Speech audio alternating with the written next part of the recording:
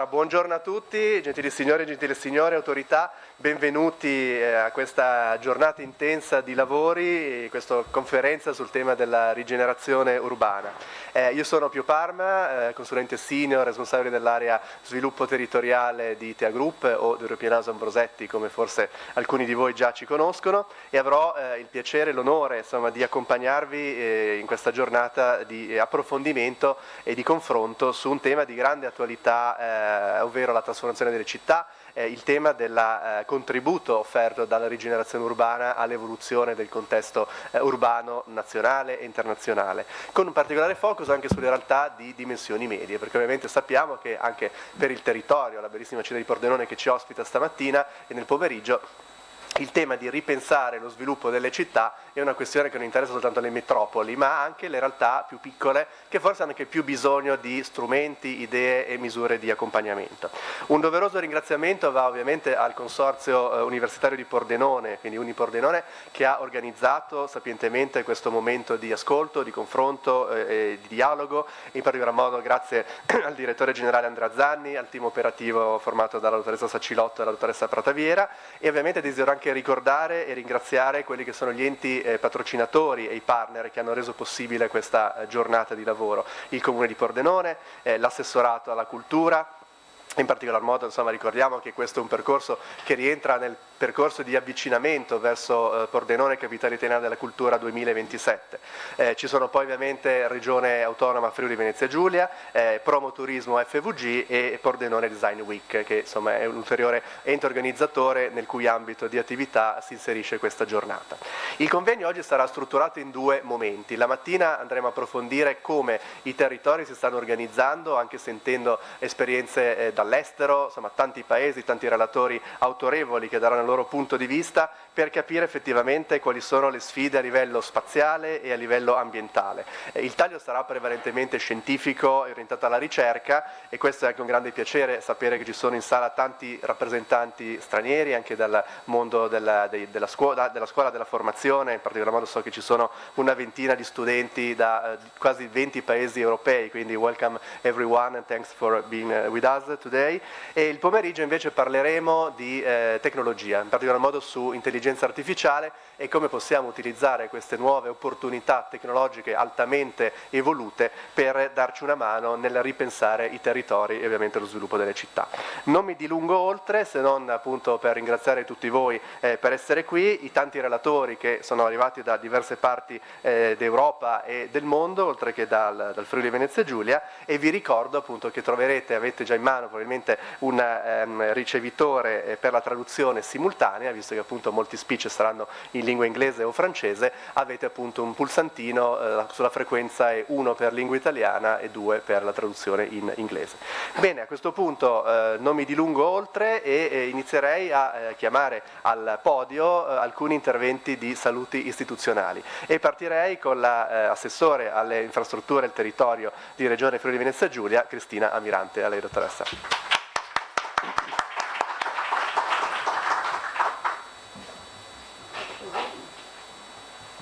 Grazie. Vediamo se è acceso. Mi sentite? Sì, è acceso.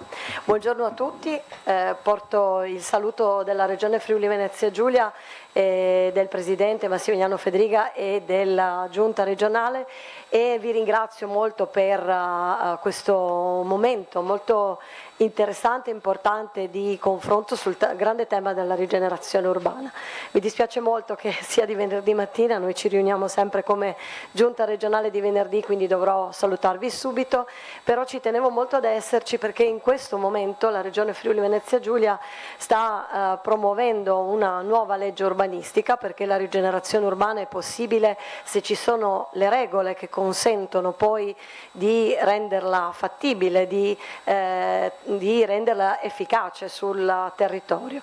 Nel nostro caso, ed è sicuramente un momento che potremo dedicare di confronto nell'iter che comincia oggi attraverso questo primo incontro a parlare del tema della rigenerazione territoriale. Perché? Perché la regione Friuli Venezia Giulia si caratterizza per avere non solo città medie, in realtà paesi molto piccoli, che siamo fortemente intenzionati a mantenere come tali.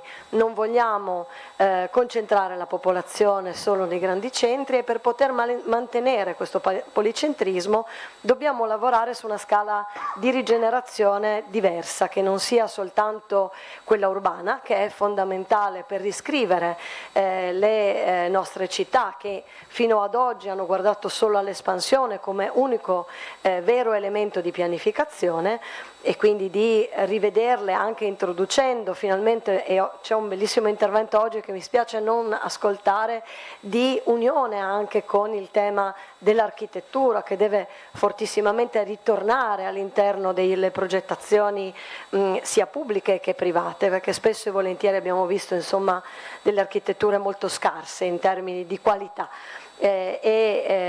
Visto che il grande tema è un tema assolutamente di natura culturale.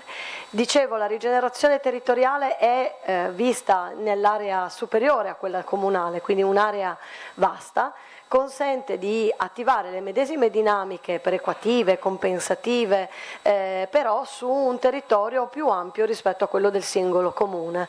Territori omogenei che possano decidere come mantenere la loro identità, però lavorando su rigenerazioni, densificazioni all'interno di un centro urbano, valorizzando gli aspetti invece agricoli, naturali, paesaggistici che altri comuni dello stesso ambito hanno.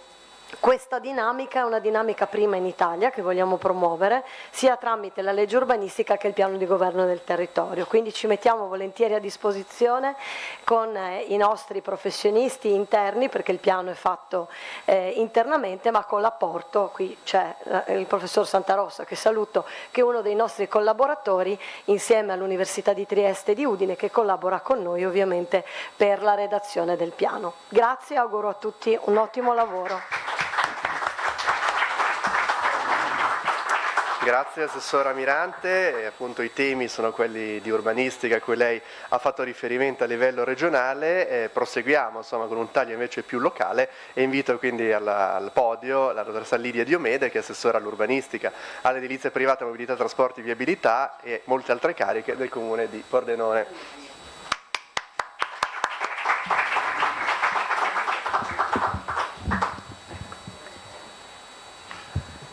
Anch'io vi ringrazio per l'invito, i saluti poi li porterà l'assessore Parigi che è delegato del sindaco, però ci tenevo a essere presente oggi perché mi occupo per il comune di Pordenone di rigenerazione urbana e, come spesso dico ultimamente, rischia di diventare una parola svuotata di contenuto, no? Un po' come alcuni termini che vanno di moda, tipo resilienza, che è un termine che amavo tanto ma che ultimamente non uso più perché spesso viene usato anche a sproposito, e quindi bisogna capire cosa vogliamo dire quando parliamo di rigenerazione urbana.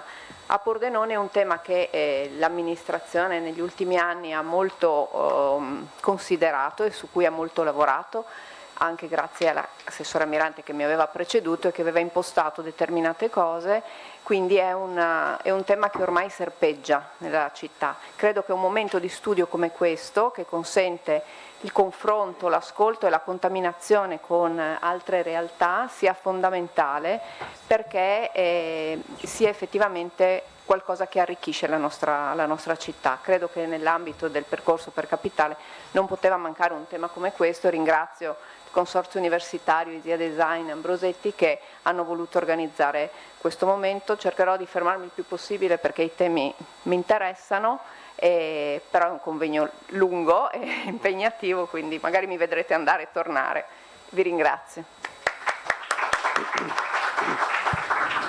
Grazie, quindi passiamo, insomma, l'assessora l'ha già introdotto, all'assessora alle politiche culturali e giovanili, grandi eventi, turismo, capitale della cultura, perché come sapete insomma, l'anno prossimo è un anno davvero molto importante per Pordenone, e le politiche europee del comune di Pordenone, quindi Alberto Parigi. Buongiorno a tutti, lascerò qua l'assessore Diomede perché anch'io ho alcuni impegni stamattina. Io non parlerò di rigenerazione urbana, anche perché non ne ho la competenza, ma volevo inquadrare questa iniziativa appunto nell'ambito, come è già stato accennato, di capitale della cultura. Perché questo, oltre a essere un convegno di livello assoluto, ha anche questo importante significato. Ma siamo nel 2026, come mai Pordenone già organizza qualcosa che è sotto l'egida, sotto il marchio di capitale della cultura? Per un motivo semplice, perché noi abbiamo sempre detto che consideriamo Pordenone 2027 un progetto pluriennale, non un progetto che arriva nel 2027 e va via e non lascia nulla, no, qui c'è un qui si semina fin d'ora. Ci sarà il clou nel 2027, ma vogliamo lasciare un'eredità di nuove strutture, ma anche un'eredità di nuovi pensieri.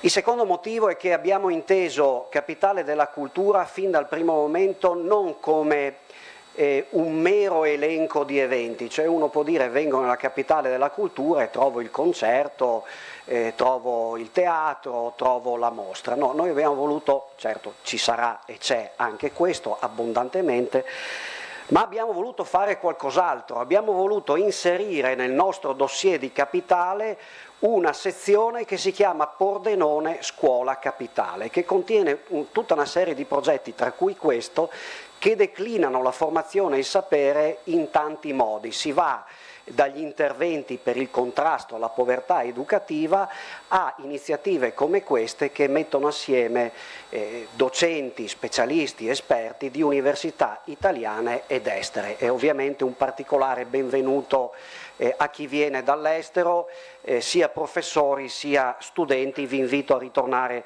ovviamente nel 2027. Tutto ciò per fare cosa? Per fare in modo che Pordenone non sia solo una capitale della cultura nel senso che dicevo prima, ma sia una capitale della conoscenza, una capitale dell'innovazione, una capitale della ricerca, per far sì che la sua vocazione universitaria sia rafforzata, per trasformare Pordenone in un vero e proprio laboratorio di idee. Io credo che con questa iniziativa l'obiettivo è già raggiunto, ma il percorso naturalmente continuerà nel 2027.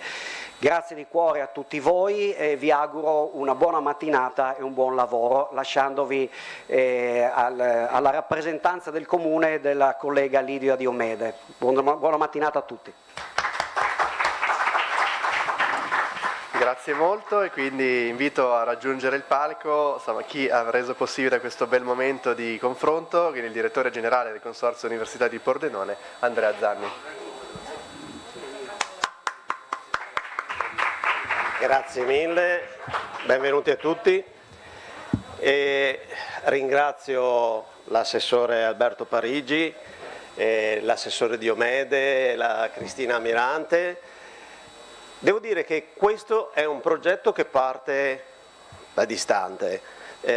Ci sono un sacco di collaboratori, di partner per questo progetto, però Capitale della Cultura, grazie all'amministrazione comunale, non è un evento spot. Questi sono tutti progetti che partono da lontano. Il ruolo di un polo universitario è quello di portare cultura, di strutturare una visione culturale diversa da quelli che possono essere altri canali più specializzati. Noi non siamo degli architetti, non siamo esperti di rigenerazione urbana, ma grazie al professor Marinelli e a tutte l'equipe della Design Week abbiamo voluto organizzare questo convegno dandogli un taglio particolare, inserendolo sì in Capitale della Cultura, ma sono discorsi che con i vari assessori ci facciamo da anni, quindi Capitale della Cultura, mi ricordo quell'udienza a Roma, ha vinto perché Pordenone non fa questi eventi, li inventa oggi, sono eventi storici, c'è una cultura che si è potenziata grazie a Capitale della Cultura, ma sono collaborazioni di fatto molto importanti, per cui io do sempre evidenza il fatto che questa collaborazione, avere qui gli assessori, avere qui l'IRS, avere qui tanti partner che ci hanno dato una mano è un esempio di collaborazione concreta. Il taglio che abbiamo voluto dare noi e che poi il professor Marinelli sicuramente spiegherà meglio di me è un taglio che si riferisce al futuro delle città medie, quindi è l'anteprima del progetto che si terrà il prossimo anno con Capitale della Cultura. l'evoluzione che l'università può dare al futuro delle città medie, per cui parleremo in maniera specifica di rigenerazione urbana con degli esempi che arrivano da tutta Europa, di città, e anche avremo nel pomeriggio, abbiamo avuto un piccolo problema di trasporti, però avremo anche un esempio del Togo che porterà l'esperienza internazionale. Tutti questi esempi ci faranno capire come la rigenerazione urbana parte anche dal contesto culturale, soprattutto dal contesto culturale, e vedremo come città sull'università hanno rifondato un futuro completamente diverso. E Pordenone è sicuramente titolata a diventare una città universitaria a pieno titolo. E quindi oggi spero che riusciremo ad affrontare tutte le tematiche particolari di questo argomento. So che è un convegno molto lungo, ma rassicuro anche gli assessori che tutti gli interventi li stiamo registrando e quindi saranno disponibili anche offline dopo la fine del concerto. Grazie a tutti e buona giornata e buon lavoro. Grazie. Quindi a questo punto invito a raggiungere il palco il professor Francesco Raggiotto di IRSE, Istituto Regionale di Studi Europei, che tra l'altro so che è accompagnato da tanti studenti appunto da 19 paesi diversi, quindi insomma una bellissima esperienza e rappresentanza. A lei professore. Bene, grazie, buongiorno a tutti.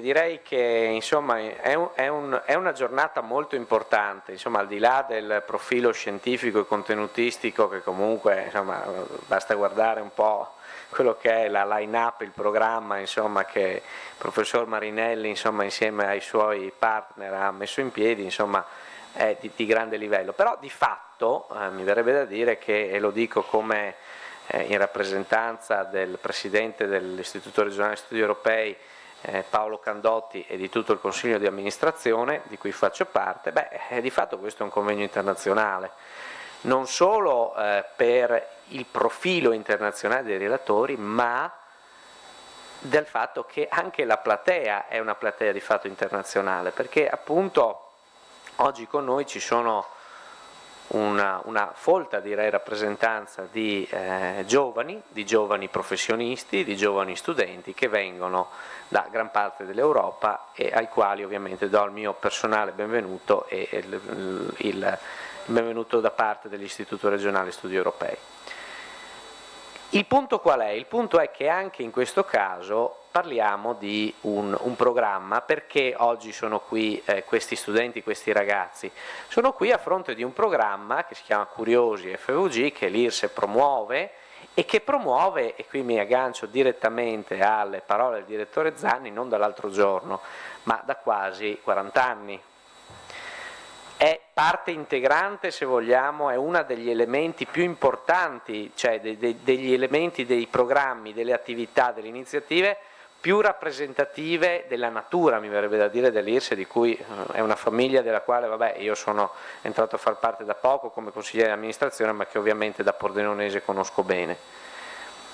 Però anche questa è un'iniziativa che è radicata, che rappresenta una visione ben strutturata e convinta da parte dell'IRSE, e quindi anche in questo caso non è un qualcosa che capita casualmente, come diceva appunto prima il direttore Zanni, è un qualcosa che rappresenta una visione che viene da lontano, appunto, radicata, e che di fatto dice molto di quello che è non solo la mission dell'IRSE, ma quella che è anche l'attitudine di Pordenone, città aperta al dibattito culturale, alla contaminazione fra culture, e in grado di fatto, lasciatemi dire, anche di promuovere una visione orientata all'Europa, di cui insomma credo mai come oggi insomma se ne sente il bisogno, e che diciamo è fondamentale non solo per lo sviluppo economico, ma soprattutto per la creazione di relazioni. Capitale della cultura, lasciatemi dire, secondo me rappresenta, e non credo di essere l'unico, un modo per non solo per creare opportunità di sviluppo culturale, per migliorare anche, se vogliamo, in termini infrastrutturali, sicuramente oggi parliamo anche di questo, la città di Pordenone, ma è un'opportunità unica per costruire relazioni, costruire ponti, rinsaldare rapporti, ridargli impulso, stringerne di nuovi.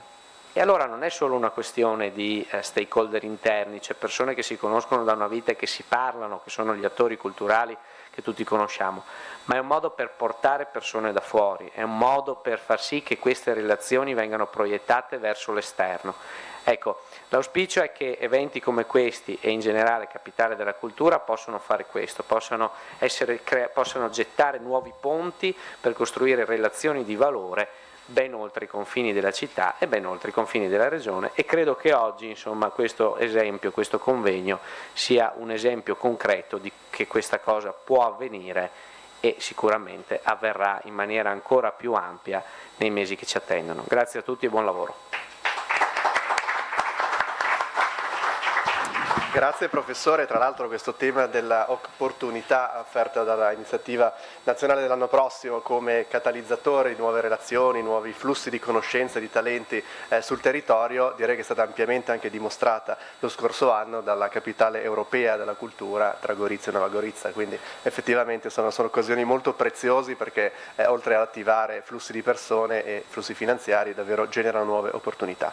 Chiuderei questa carrellata di interventi istituzionali con l'intervento e i saluti da parte dell'ideatore e direttore scientifico della Pordenone Design Week, il professor Giuseppe Marinelli De Marco. A lei professore.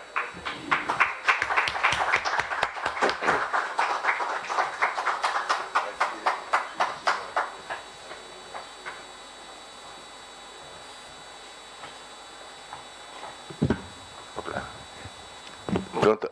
Cercherò di essere super veloce. Innanzitutto grazie di essere qui, grazie a tutti i presenti, grazie ai nostri gentili speaker che mi rendo conto, tra l'altro manca una persona che ha avuto un imprevisto nel proprio paese di natura governativa, addirittura che sarà qui nel primo pomeriggio, che è la Nadege, quindi abbiamo addirittura anche l'Africa, tutti gentili signore, questa è l'era delle donne. Esattamente, quindi sono molto felice. E no, volevo dire che questo, cioè, sì, questo non è uno spot, no? È come dire, lo starter, cioè il momento iniziale di un qualcosa che andrà avanti nel tempo. Io vorrei che non fosse soltanto il 2027, ma anche nei molti lunghi anni a venire, perché la tematica è un po' questa. Essendo architetto tra virgolette rivoluzionario, ho partecipato a tutti i movimenti d'avanguardia nei miei anni ruggenti, ho costretto la mia famiglia a visitare tutti i musei del mondo. Ovviamente li ho ricattati, quindi li ho portati dappertutto con la figlia piccolina che guardava, insomma. Allora, cioè, Bilbao era una città che era tagliata fuori essendo il ciclo del carbone finito, e quindi l'umanità viveva su altri tipi di energie. Città importantissime come Bilbao erano proprio fuori, erano diventate, diciamo, zero, no? Cosa hanno fatto? Hanno inventato qualcosa che non l'hanno inventato loro, qualcosa che si chiama marketing urbano, che ha anche luce ed ombre, però in questo caso luci, perché hanno chiesto al migliore architetto del mondo, che è Momento, che è Frank Gehry, e ha fatto un museo pazzesco, che tutto il mondo per sempre ne parlerà. Quando siamo andati a vederlo, appunto, ho ricattato la mia famiglia, però sono stati bene perché c'è una famiglia dinamica, fortunatamente, e all'interno c'era un ponte di Calatrava, poi la città aveva realizzato una metropolitana fatta da Richard Meyer, poi avevano ristrutturato tutto il museo di archeologia d'arte del territorio in una maniera fantastica, cioè quello è stato un evento che ha messo in moto tutto. Cioè le cose non è che nascono su un pensiero così strano, cioè nascono sulla visione di un processo, e noi vorremmo anche che questo fosse la nostra diciamo, come dire, dono più prezioso, e ovviamente poi noi, la nostra vocazione è nettamente internazionale, noi non crediamo crediamo nelle risorse locali, ma crediamo che queste risorse locali è imperativo, devono connettersi con le risorse del mondo. Tra l'altro noi oggi, cioè io appartengo a una generazione che ha voluto fare questo, ha dovuto, quelli di oggi già ci stanno dentro, è come il mondo digitale. Io per imparare a usare il computer ci ho messo un po' di tempo, ancora sto imparando, ovviamente chi nasce adesso come il pallottoliere, quindi diciamo, però è importante in questa corsa generazionale che la distanza fra le generazioni non sia troppo lunga, perché se no sto filo si spezza. Noi abbiamo delle cose da dire, noi boomer abbiamo delle cose da dire importanti che i ragazzi di oggi non sanno nemmeno che esistono, sono esistite, e quando ne vengono in contatto sono affascinati poi dopo. Allora questo è un nostro ruolo. Loro hanno il timone in mano, è come un autobus, è una nave, c'è il timone ce l'avete voi. È chiaro, però cerchiamo di non andare a sbattere, ecco. Allora, nel rapporto tra generazioni cerchiamo che questo sia un qualcosa che porti da qualche parte, ecco. Quindi sono molto felice, ringrazio ovviamente il Consorzio Universitario, senza cui niente sarebbe stato mai possibile, quindi diciamo anche col direttore, con Andrea Zanni, abbiamo lavorato, sono 15 anni, cioè la Pordenone di Design Week esiste da 15 anni, abbiamo cominciato con una ventina di persone, un paio di docenti, il sottoscritto, sembra una cosa dei pazzi, sembravano, adesso muove centinaia di persone, decine di aziende, cioè una cosa reale, una cosa importante, e però bisogna che anche questo diventi, come dire, che funzioni anche da cemento, ecco, che riesca a collegare, perché ci sono a Pordenone molte forze sociali che vorrebbero fare questo e questo e questo, a volte manca un po' il connettivo, cioè quel filo che lega, non è che dobbiamo essere noi, però diciamo, sappiamo che magari mettersi intorno a un tavolo può aiutare a fare. Noi faremo, diciamo, a parte il convegno delle stimatissime ospiti, professoresse, tutte ci conosciamo da anni, il tema di questa cosa è, diciamo, il punto di vista sulla rigenerazione urbana, non è la panchina del design, abbiamo fatto, diciamo, è una visione sul futuro. Cioè cosa pensiamo che debba, perché ogni città ha un suo cliente. Quando Haussmann ha rifatto Parigi non è che pensava di farlo per gli intellettuali o per gli operai, pensava a una classe sociale precisa, era il suo utente, l'ha fatta per loro, però fortunatamente l'ha fatta bene, cioè, e la cultura qui rientra in gioco, la cultura entra in gioco, e quindi diciamo bisogna che anche noi diamo fondo a tutta la nostra cultura, che è l'unica cosa che ci salva. Io almeno credo in questo, se mi guardo intorno quello che sta succedendo nel Mediterraneo, nel Medio Oriente, cioè, se mi guardo intorno mi sento male, però che devo fare? Siamo una generazione, abbiamo vissuto felicemente in pace per decenni e decenni, adesso è cambiata la musica, questo però ci deve far capire che non cambierà la nostra musica, invece che noi continueremo ad andare avanti. Grazie di essere qui, arrivederci.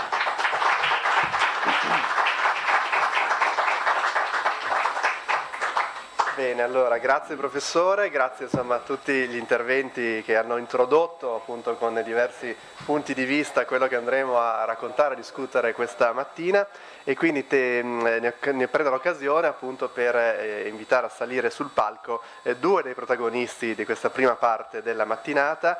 So I invite Professor Zoran Đukanović to reach the floor.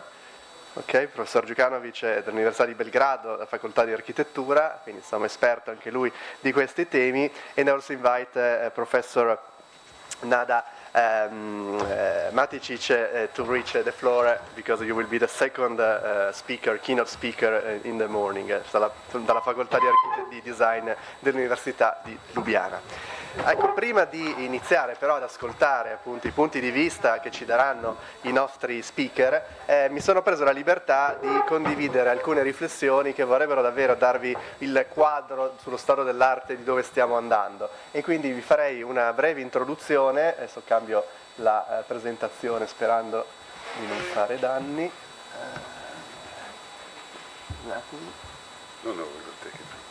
Yes, but I have a presentation, just an introduction.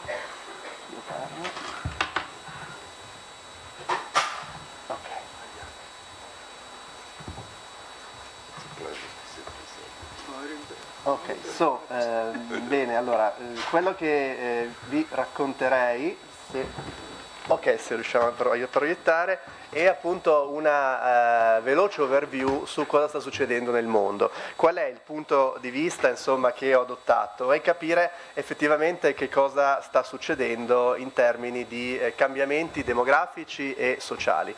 Come sicuramente molti di voi sanno, nel 2007 per la prima volta c'è stato il superamento della componente di popolazione che vive nelle aree urbane rispetto a quella che vive invece nelle aree rurali.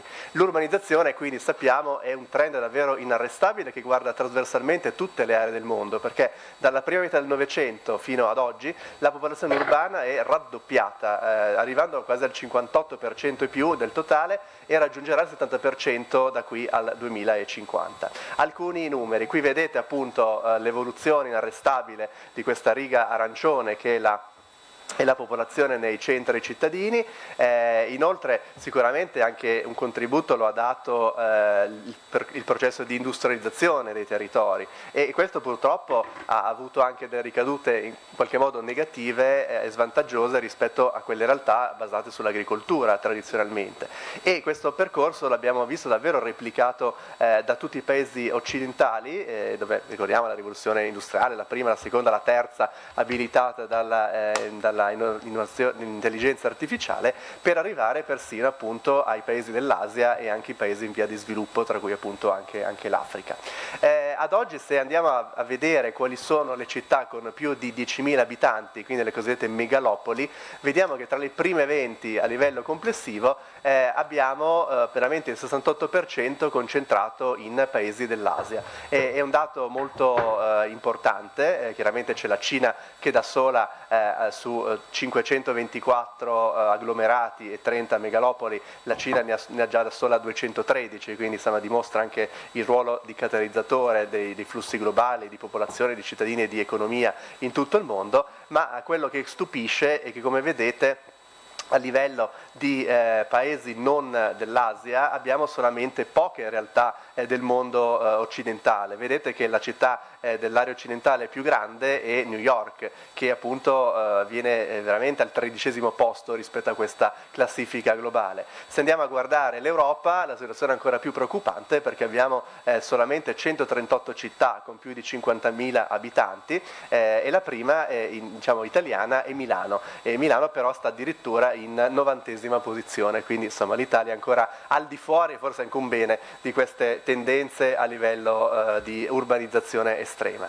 Cosa ci dicono le stime della United Nations Development of Economic and Social Affairs? Ci dicono che ci sarà una crescita della popolazione residente nelle aree urbane molto marcata, come vedete, in Asia. Il secondo aggregato è l'Africa, perché anche questo è chiaramente un bacino molto importante che crescerà appunto di un 4% medio anno da qui dal 1950 fino al 2050, e l'Europa, se appunto più di 70 anni fa rappresentava il 38% della popolazione mondiale, oggi il suo peso tenderà a crescere sempre di più e si ridurrà al 9% entro il 2050. Quello che perderemo noi sarà recuperato sostanzialmente dai paesi asiatici, che appunto rappresenterà più della metà del totale della popolazione che vive in agglomerati urbani. A livello di paesi europei, come ci posizioniamo rispetto ai cosiddetti Big Four o Big Five, se consideriamo anche il Regno Unito? Vedete che l'Italia è il paese dei padri fondatori dell'Unione Europea, che in realtà ha la percentuale più bassa a livello di popolazione residente in aree urbane, però a tendere ci sarà una crescita più marcata, vedete 8,5 punti percentuali tra il 25 e il 2050, mentre invece appunto gli altri paesi, dalla Francia, la Spagna, la Germania, lo stesso Regno Unito, sono già più industrializzate e soprattutto anche urbanizzate, quindi avranno un tasso di crescita meno veloce. Perché parliamo di città? Perché le città sono un catalizzatore emerso dagli interventi istituzionali in apertura, e quindi in quanto tale offrono innumerevoli possibilità e opportunità a livello economico, sociali, dando anche l'accesso a un più ampio spettro di servizi. Cosa ci dicono i numeri a livello di Istat, a livello nazionale? Abbiamo messo in fila i 120 di 112 comuni capoluogo di provincia, e che cosa notiamo? Notiamo che è vero che coprono solo il 7% della superficie nazionale e meno di un terzo della popolazione, questi capoluoghi di provincia, però in realtà contribuiscono per quasi la metà in termini di imprese e contribuiscono addirittura per il 60% in termini di ricchezza generata approssimata dal prodotto interno lordo. Quindi vedete che in un paese che sicuramente è policentrico, con tanti centri piccoli urbani e anche piccolissime cittadine dalla pianura alla montagna fino alle località di mare, però effettivamente si riconosce che questi poli urbani, che siano medi o anche piccoli, in realtà danno un grandissimo contributo che va a affiancare quello che proviene dalle grandi 14 città metropolitane italiane. Perché le città appunto sono importanti? Perché nelle città si tende a trovare dei servizi e delle opportunità maggiori, quindi vediamo che le opportunità di lavoro a pro capite per cittadino sono 3 volte rispetto al resto del paese. Il tema delle università, il 90% delle università in Italia si trova in città di medie e grandi dimensioni, così come il 92% degli studenti iscritti alle università. Il 62% dei teatri ha sede in città, così come le biblioteche. Ci sono addirittura 6 volte tanto i posti letto che si possono trovare nel resto della città, per non dimenticare i servizi di trasporto pubblico locale o dei servizi per le famiglie. Penso in primo luogo agli asili nido per i bambini fino a 2 anni, che appunto è un elemento essenziale anche per favorire l'accessibilità al mercato del lavoro per le donne, per i lavoratori. Le città in generale sono più veloci, corrono di più rispetto al resto d'Italia. Abbiamo calcolato la variazione dal 2013 al 22 e vedete che la riga delle città è più alta, diciamo è più in pendenza di un 18% rispetto al resto dell'Italia.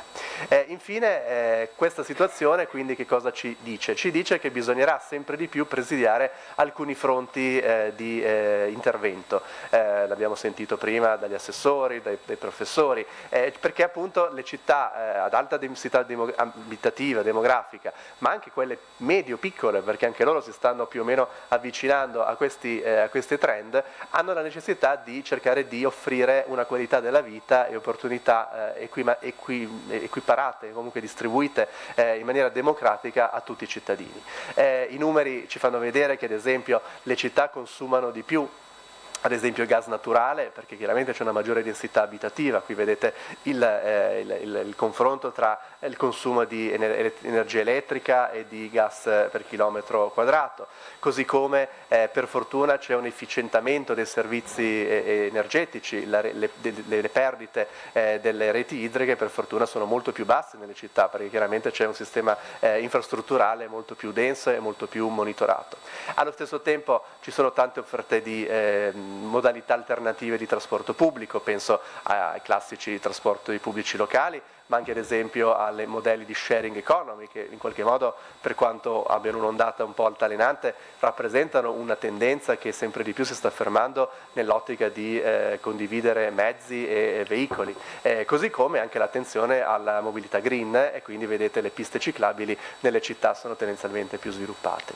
In più un tema che invece è più un problema è rappresentato dall'incremento della produzione di rifiuti, e quindi vedete che le stime ci dicono al 2050 che ci sarà un peso importante di chilogrammi prodotti da persona, da cittadino al giorno in tutte le macro aree del mondo, soprattutto il Nord America, ma noi europei siamo proprio al secondo posto insieme all'Asia centrale in questa classifica poco positiva di consumismo, e quindi di persone che purtroppo tendono a consumare molto di quello che usano.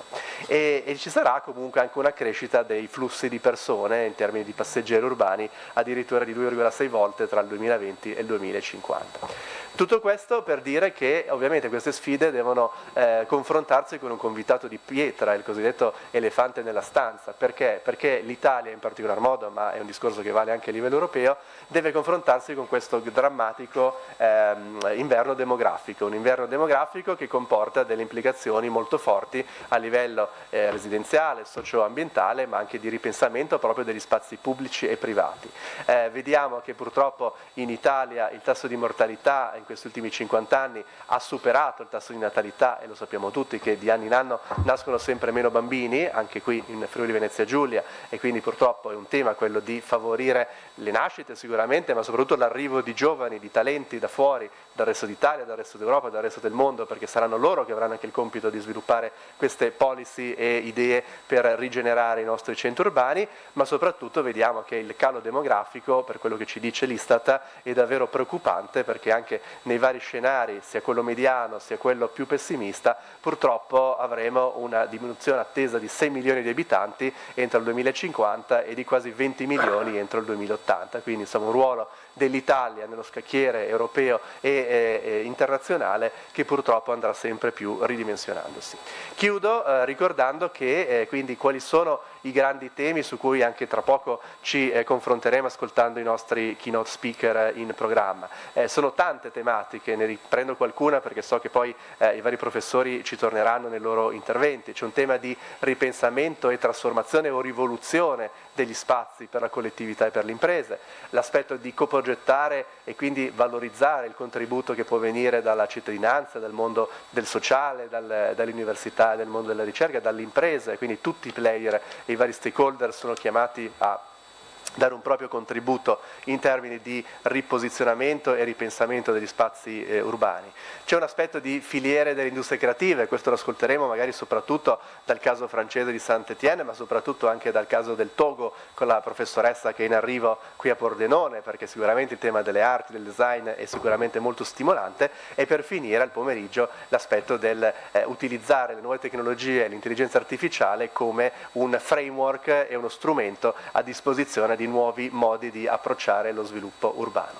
Chiudo con una frase che mi piace sempre molto citare di Winston Churchill, che disse una volta: non sempre cambiare equivale a migliorare, ma per migliorare bisogna cambiare. Quindi insomma è un trade-off inevitabile, e vi ho riportato un esempio che non è quello del caso di Saint-Étienne, ma arriva dalla Germania, da Essen, dalla Ruhr, con il caso dello Zollverein appunto vicino a Essen, che era appunto un grande centro minerario con grandi impianti di lavorazione del carbone, che purtroppo sono andati in disuso quando è finito il periodo d'oro del periodo estrattivo, e quindi è stato dal 2001 nominato appunto patrimonio tutelato dall'UNESCO, ma soprattutto ripensato a una nuova vita proprio per ospitare attività legate alle industrie creative e modalità di hub e di laboratorio, di aggregazione di giovani e di attività innovative. Quindi queste sono alcune prime riflessioni che mi faceva piacere condividere con voi per pavimentare una base insomma di riflessione su cui agganciare tutti i vari interventi, e quindi vi ringrazio e a questo punto passerei ai singoli interventi. Chiedo alla regia magari di fare uno switch tecnologico, vediamo se riusciamo. È caduto il frigolino, nessun problema, e mentre il nostro col tecnico appunto predispone il computer, vi racconto qualcosa dell'intervento che è il primo keynote speech della mattinata. Il professore Đukanović, che è appunto architetto, professore, insomma pluripremiato della facoltà di architettura dell'Università di Belgrado, ci racconterà il paradigma dell'urbanistica secondo il suo punto di vista, la sua decennale esperienza, per ragionare su come le città stanno cambiando e se le sfide contemporanee richiederanno o una semplice rigenerazione oppure una vera e propria rivoluzione del paradigma urbano. Infatti il titolo del suo intervento è Urban Regeneration or Revolution. Zoran, the floor is yours. No, thank you very much. Thank you very much for all speakers before me. It's very interesting and very exciting to see how Pordenone is going toward to be the capital of the culture. It's fantastic. This is the second time of me to work and to support such activity in Italian cities. A few years ago I have been in team of supporting Cagliari in application for that. We lost because Matera won this year. We knew it in forward. When I saw, thank you Giuseppe to invite me for your friendship. It's always fantastic to be here. I have been last time 4 years ago, just after COVID. Before that I was just before COVID. And now, 4 years after, I'm again here. And thank you, Serediano, for your great help to be here and for your endless patience for me. Thank you very much.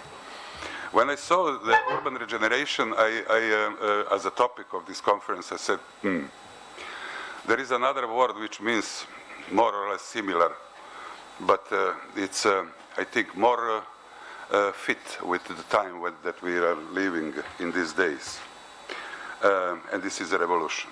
That's why I said, let's start to to challenge this possibility to start to speak about revolution, not only about regeneration, because we are actually in the front of big generation of the city. We already see it. But what does it mean, city? We will see a little bit later. First of all, I would like just to mention this similarity and diversity of regeneration and revolution. Actually, if you see carefully, we are understanding regeneration as something which is small process of regenerative, of new burning things which looks the same as before. That's why I think that today is impossible to do the same things, because we are really stepping in another time, and our society is not the same as before. We will see after that. From the other point of view, when we think about revolution, we are thinking about a revolution as something that this is pretty fast change in something which is new. This is actually true, but not necessary to be fast. We will see a little bit later. During the history, we have very slow revolution that lead to the new kind of states that never been before, like before. But revolution also means rolling back, coming from Italian, from Latin language. And regeneration means again, to be born again, which means again do something which already have been before. But both of them, as you can see here, rolling back or bringing it back, as regeneration means, or a radical social change, there is revolution, but radical spiritual change. We are also in this time of changing our spiritual matter. We will see a little bit after when we're speaking about it. What does it mean, urban regeneration? We spoke about Osman before. This is Paris before Osman, and this is Paris after Osman. This is something which is actually regeneration. Osman regenerate Paris. Do something, bring something new, but actually make it to do a regenerative, to make it better than it was before. But the same area, the same city, but another guy put something which is actually revolution. Fortunately, never happened. Sometimes it's fortunately that revolution never happened. But when we start to thinking about possibility, revolutionary possibility, we are already step in revolution as a society. This is very important. And, for example, from the past, when we speak about Plato, revolution starts when he brought philosophy to the street of Athens. When we speak about San Agustin of Hippo, we're speaking about revolution when he brought the God on the street of Rome. When we speak about Dante, we're speaking about the moment when he made everyday life divine. When we speak about Gutenberg, we're speaking about the moment when he made it divine to be everyday. When you speak about when you speak about James Watt, this is the moment when he made it possible to expand the horizons. When you speak about Nikola Tesla, this is the moment when he eliminated the darkness, and so on and so on. Also, this is very important. When you speak about Robert Kahn, Raleigh Rodgers, and Berners-Lee, we are speaking about the moment when they laid foundation of a new global society. This is the moment of sparkling the internet. This is tool which connect us actually as a world society. We will be aware about that a little bit in the future. Let's see some examples. For example, everything starts, this is just lobotomy. I will jump over this slide. When we start about the revolution, this is the first urban revolution that city appear. First city maybe not the oldest historically, but actually the most long-lived symbol of the city is Babylon. You know, this is very famous painting of Torre di Babel of Peter Bruegel. And what Bible said? Bible said, let's come. Let us make bricks and bake them thoroughly. Look, this is a very interesting moment when you have a word as. This is society. This very small word, as, represent society. This very small word, let, means decision to do something. And what to do? To make a city. To bake bricks. Why bricks are important? Two things. The first one, as Ludwig Mies van der Rohe said, everything starts when you carefully put two bricks together. This is beginning.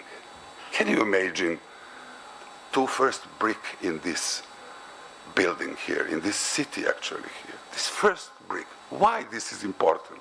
Because, as Louis Kahn said, even a brick wants to be something more than it is, something better than it is, something more meaningful than it is. This is all which is connected to the city. What happened after that? We have actually great Greek Revolution. I made some changes in the picture. You can follow. You know, this is not anymore Peter Bruegel. Yes, in the foundation, but this is something new on the top. You can see Acropolis on the top of this, and you can see New Society in the left down corner. You know, kept from Raphael School of Athens, or Roman Revolution. You know, with new things that connect the city with the environment, which start to expand resources on the environment and bring it to the city. Tutte le strade portano a Roma. That only means that if you follow the roads, you will reach the Rome. But it means that everything, not only people, but goods as well, from all Roman Empire, came to Rome. Rome is the center. Everything, not only people, everything gravitates to this center. This is the power of the city. You know, or Renaissance Revolution. You can see just here beside, just a little bit top of the aqueduct, you can see Palmanova. Very near city of us. We will speak about Palmanova a little bit after. That's why I put it here, you know, as a story about ideal city, about Renaissance utopias, about new society built a new cities. Actually, we build a city, but new society never come. But something changed in this perspective as well. A Renaissance had a global impact, you know, but not so big as the age of revolutions. This is very important, very long, and very strong age, not only technological, but also political, also meaningful, also different kind of things from those. That was the first really global impact period, you know, that all the world has been shaken of this revolution, and still shaking. I think that we still didn't actually finish modernization that started in this period. This period started modernization, I think a little bit before. Dante started everything, but that was actually a powerful period that literally founded the future of all of us. We still didn't finish modernization that started in this period.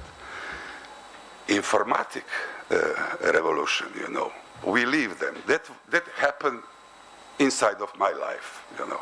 This is, we start to connect. And this is when global society starts to mature, actually, to be born, you know, that we start to recognize it. We start to communicate more than before. Today, our students are the same everywhere. My students in Japan looks like my students here in Pordenone, a little bit different eyes. But look, They look absolutely the same. They listen to the same music. They read the same books. They think the same. This is crazy. This is global, actually, but we are not. Look, we are different. But I came from last millennium, you know. I'm 60, almost 5 years old. Where we are today, you know, is it revolution at all? Or this is just waiting for the something and doing something in the meantime? Giuseppe said a little bit before, mentioned several architects who are Calatrava, Franco Gehry, and so on. This is also one of very famous who built his corn or something like this on the top of our Babylon. There is actually continuation of this, but I escaped this slide for this moment because I have only 20 minutes. I have to be very fast. This is actually the first slide of my last presentation in 2024, too. And this presentation is continuation of this presentation. Just to remind what I spoke there. I spoke about the dream of an egg, the city as an egg, very famous drawing of the Cedric Price, you know. And this is a few slides from the 2022. The city is the projection of the society of the ground, Henri Lefebvre. Very important statements, you know. A man cannot plan his own world without projection himself into it. Our cities are a reflection of us. Again, us, very important word. Word us is more important, is much older than humanity, actually, you know. That first was a word, which means we, and after that, everything can start. If the city looks like egg, that was the end of my presentation. If the city looks like egg, what our society looks like, you know. And I said, we are facing with the rapid growth of the contemporary city. We are about 8 million people, 8 billion people today live on the planet Earth, but 8 billion people means 8 billion hopes, 8 billion dreams, 8 billion solutions, 8 billion possibilities, 8 billion fears. 8 billion. What does it mean, actually? How big it is? How big it is, 8 billion people? Let's see. In the example of Pordenone, how big? We are very small, as Stephen Hawking said. We are very small, but we are capable to do great things. Also great beep sometime, you know, this is censorship. I use regular architectural dimension of one single man averagely today live on the planet Earth. And I said, okay, let's put all those people together to stay like in the bus in the morning, you know, in the metro, you know, just beside each other, you know, sorry, lady, you know, to be like this. And how big it would be if we put all people together beside each other. If we put all those people in the square, 8 billion people, how big it is? I will give you the answer. 38 by 38 kilometers. What does it mean in the area of Pordenone? Okay, why we do this? Why we do put 8 billion people beside each other? Because we are doing it very, very often, you know. When we make a concert, we are all together and doing, you know, like this, playing in the concerts. What does it mean in the region of Pordenone? This is the region east of Pordenone. You see Pordenone in the top left corner, you know. And this is 38 by 38 kilometers, which means this is area between Pordenone, San Daniele del Fiori, Palma Nova, and Casarolo. All 8 billion people can stay in this square. All humanity we can invite to make the concert. And very good reason you have. You are capital of culture. Invite people, invite all humanity to come to join the concert, to join the party, actually. But I'm architect. I'm also interested What if we put not only beside each other those people, but put beside each other and the top of each other? How this cube would be? How big this cube would be? This cube would be 1.35 by 1.35 kilometers only. What does it mean in the area of Pordenone? Questo è Pordenone. You see, Pordenone. Let's see how big this building is.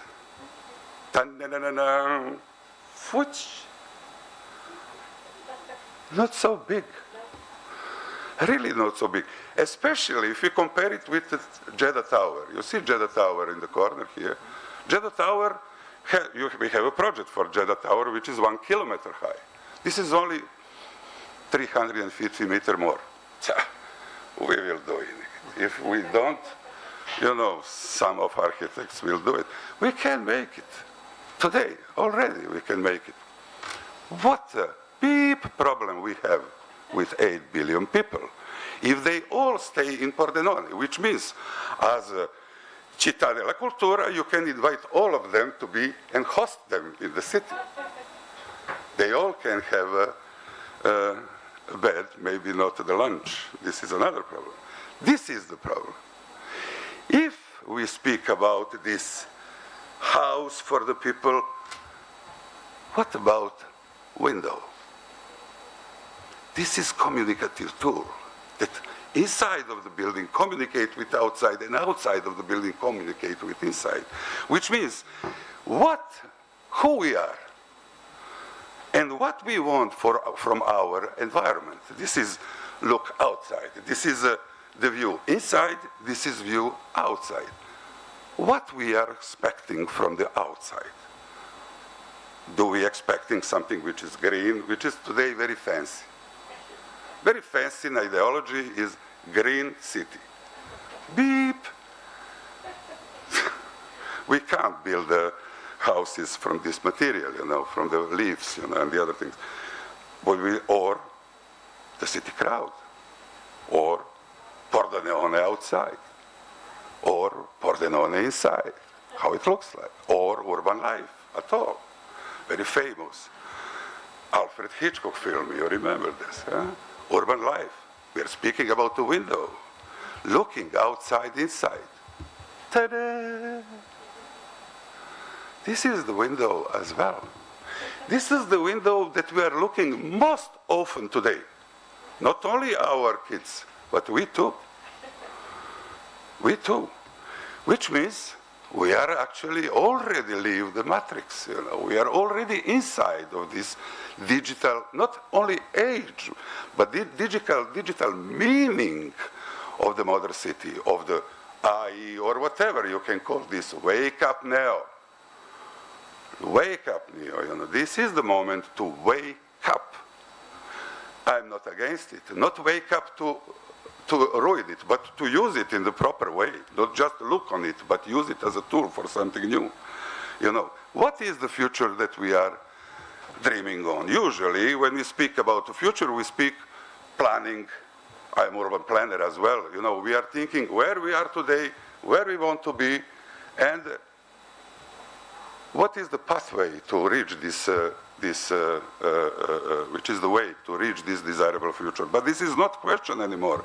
Today, a real question is what we want to be in the future and how to gain this future as a humanity as well, Where we are today. New urban agenda, for example, very important. We are speaking in Italy. In Italy. The art in the new Urban Agenda 2000, which was proclaimed in 2016, only 2 times mention word of art. There is no actually art in the city in the future because this agenda is ruling the future of the city. There is no art. The other thing, this is something brand new. I received this information in the moment when I prepared this presentation. New EU plans is actually culture is missing from new European plan. For funding research in culture is missing in the next planning period. culture disappears, actually. Somebody spoke about Winston Churchill, and I also mentioned Winston Churchill, but the other. During the Second World War, UK was threatened by the German missiles. And UK Minister of War came to the Winston Churchill, who has been Prime Minister, and asked him for more money. And Winston Churchill, but all money are allocated. We don't have money anymore for anything. But he said, we can take from another ministry and give to Ministry of War to defend UK, to fight against it. And Winston Churchill asked, from where? And he said, from the culture, Ministry of Culture or Ministry of Art. And Winston Churchill said, and then what we are fighting for? If we are not fighting for the culture and for the art, this is identity. What we are fighting for? Just one thing, culture missing, there is no art. And there is few books. First of all, Manuel Castells in Ruptura, The Crisis of Liberal Democracy Today. Fantastic book. I really offer you to read it. The other one is a brand new one from your compatriot, Slavoj Žižek, which is a bit dark and a bit obscure book. But it's interesting point of view. It's triggering some new thinking. But there is two books of another guy whom I really like, and I know that you like it as well, and Gabriele D'Annunzio. He spoke in his two books, Il Fuoco, from 900s, and another one, Il Piacere. He said, l'antica città, stanca d'aver troppo vissuto, città enorme e sola, fosse in attesa di un giovane popolo di titani. Perché? Perché bisogna fare la propria vita come se fa un'opera d'arte un uomo di intelletto. La regola dell'uomo intelletto è quella avere, not avere. Avere, not avere. And this is actually quasi the end of my presentation. Last year, in 2025, Cyril Ryan in the Venice Biennale has been awarded to fantastic team of Kate Crawford and my compatriot Vladimir Joller, who is actually professor at the University of Art in Novi Sad. They had a fantastic exhibition about power and technology. How the power used technology to be even more powerful. This is why Castells speak about Ruptura and why Slavoj Žižek speak about collapse of liberal to be more power. And they dedicated this award to student in Serbia, to student movement in Serbia. You can read it, you can have it. Who are students in Serbia? This is students in Serbia who are on the street today, who are street every day last 2 years and a half. They are fighting for the truth, and they are asking only one thing: normal democracy, nothing else. They are not asking for the changing of the government. They are asking the government work their job properly.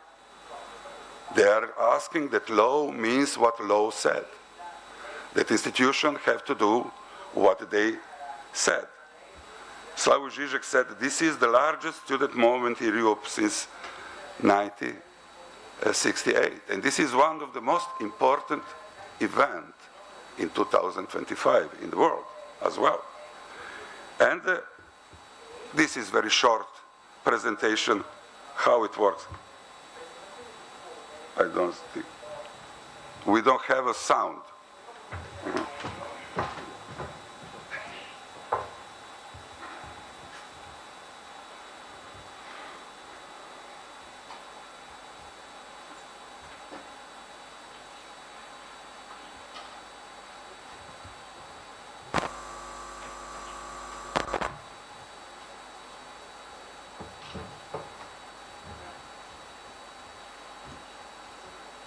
works like this. No, we have here.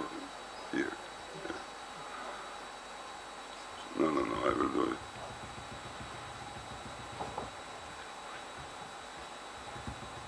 I need it because of the last slide is impossible to. This one probably is not so important, but we are here. It works. But can you put it up?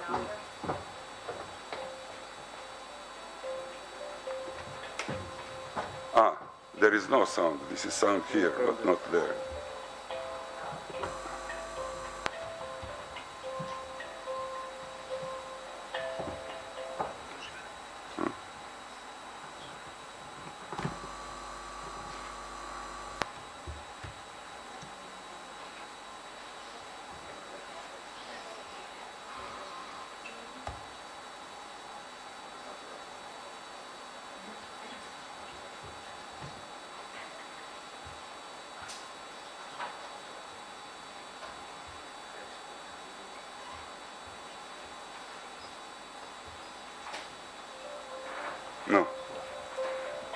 No.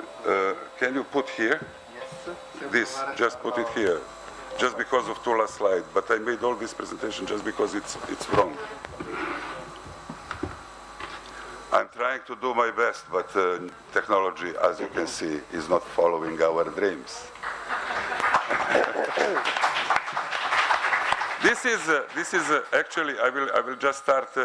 I would like just to finish a little bit more optimistic than it was at the last moment, because last time my presentation in 2022 was not so optimistic, and Giuseppe was not so satisfied about that.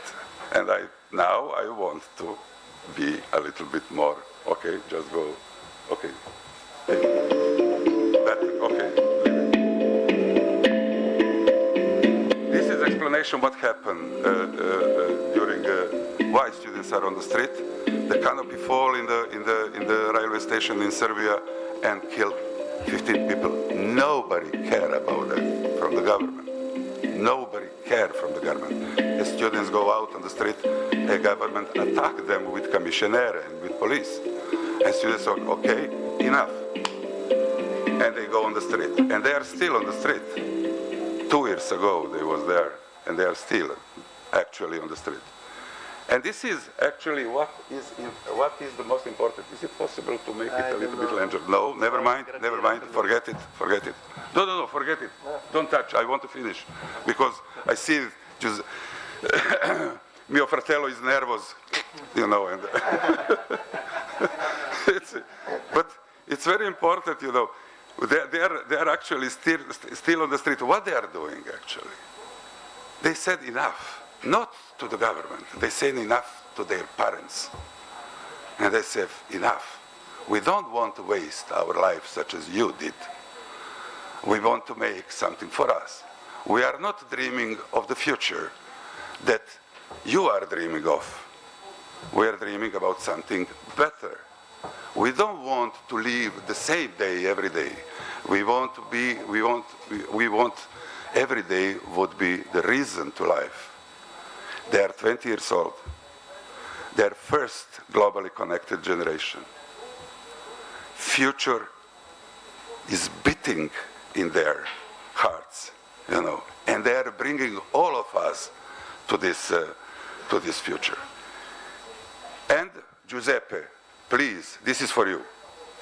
This is for you. I learned it from you. Even Anthony Quinn looks like you. He don't care.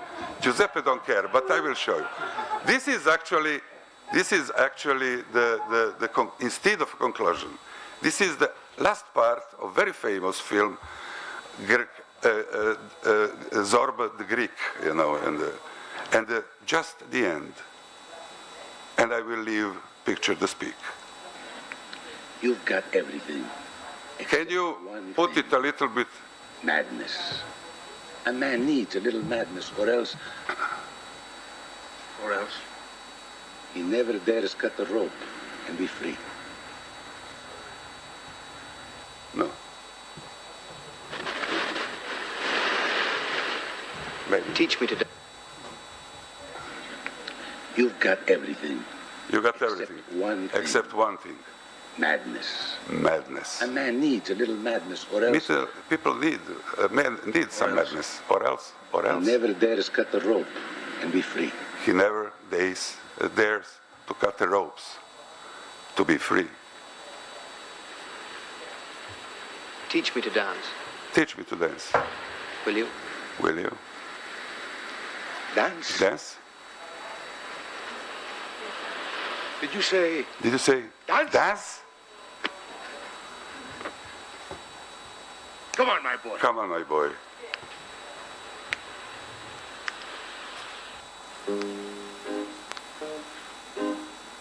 Together.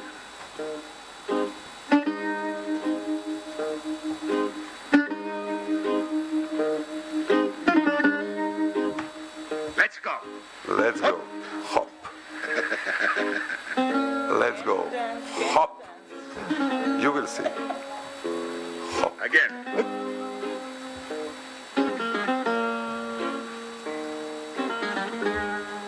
This is my student. On the street. 8 million. You know. And this is actually the end.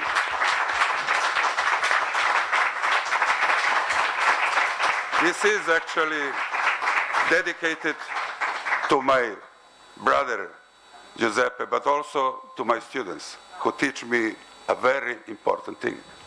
Madness matter. This is revolution. Thank you very much.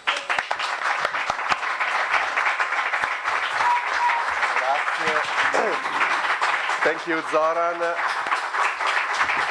also for this provocative approach. Insomma, professore... No, puoi stare... Ok. Ok.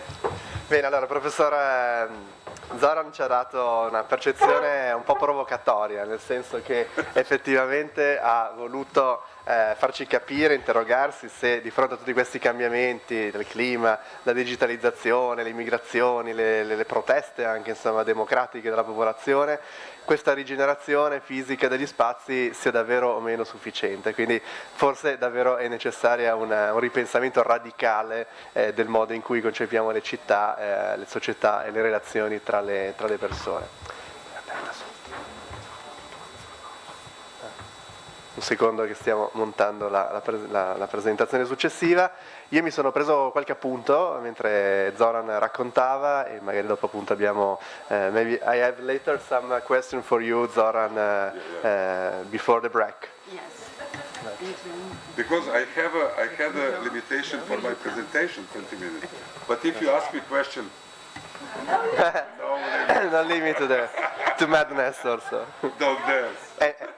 In any case, Zoran has a better voice than Anthony Quinn, so probably you have a future at Hollywood, Zoran, if you want to make a dubbing. Giuseppe, you look Or Giuseppe together. You can dance a sirtaki all together. Because this is Giuseppe.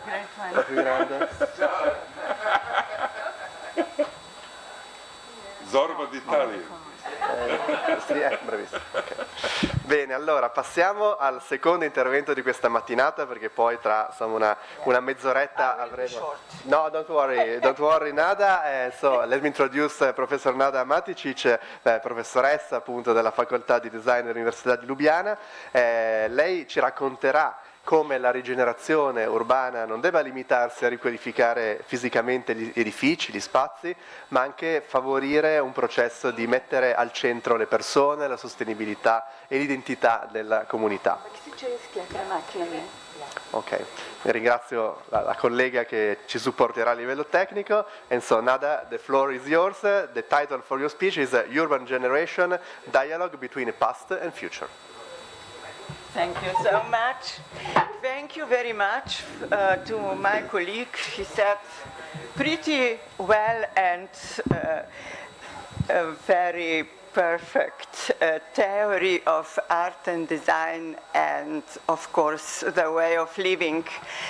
In the base of all this theory, we are building our present, future, and it is the most important thing for our young talents. We are raising in our world, in our Europe, of course, on our Faculty of Design, independent higher institution. In this case, thank you so much for invitation to Professor. Yes, always I am invited for many, many years, and also you are coming on our wonderful events like Going Green Global Design Week, or we are in front of celebrating Urban Design Month, Urban October, together with World Habitat Days and New European Bauhaus. So thank you very much. Distinguished guests, esteemed colleagues, ladies and gentlemen, I hope also some students is over there. Thank you very much. We are going to show today the real projects we are making with our students inside our studio in the field of interior design and architecture of space, especially last years where we are working together with many design associations in Europe and beyond.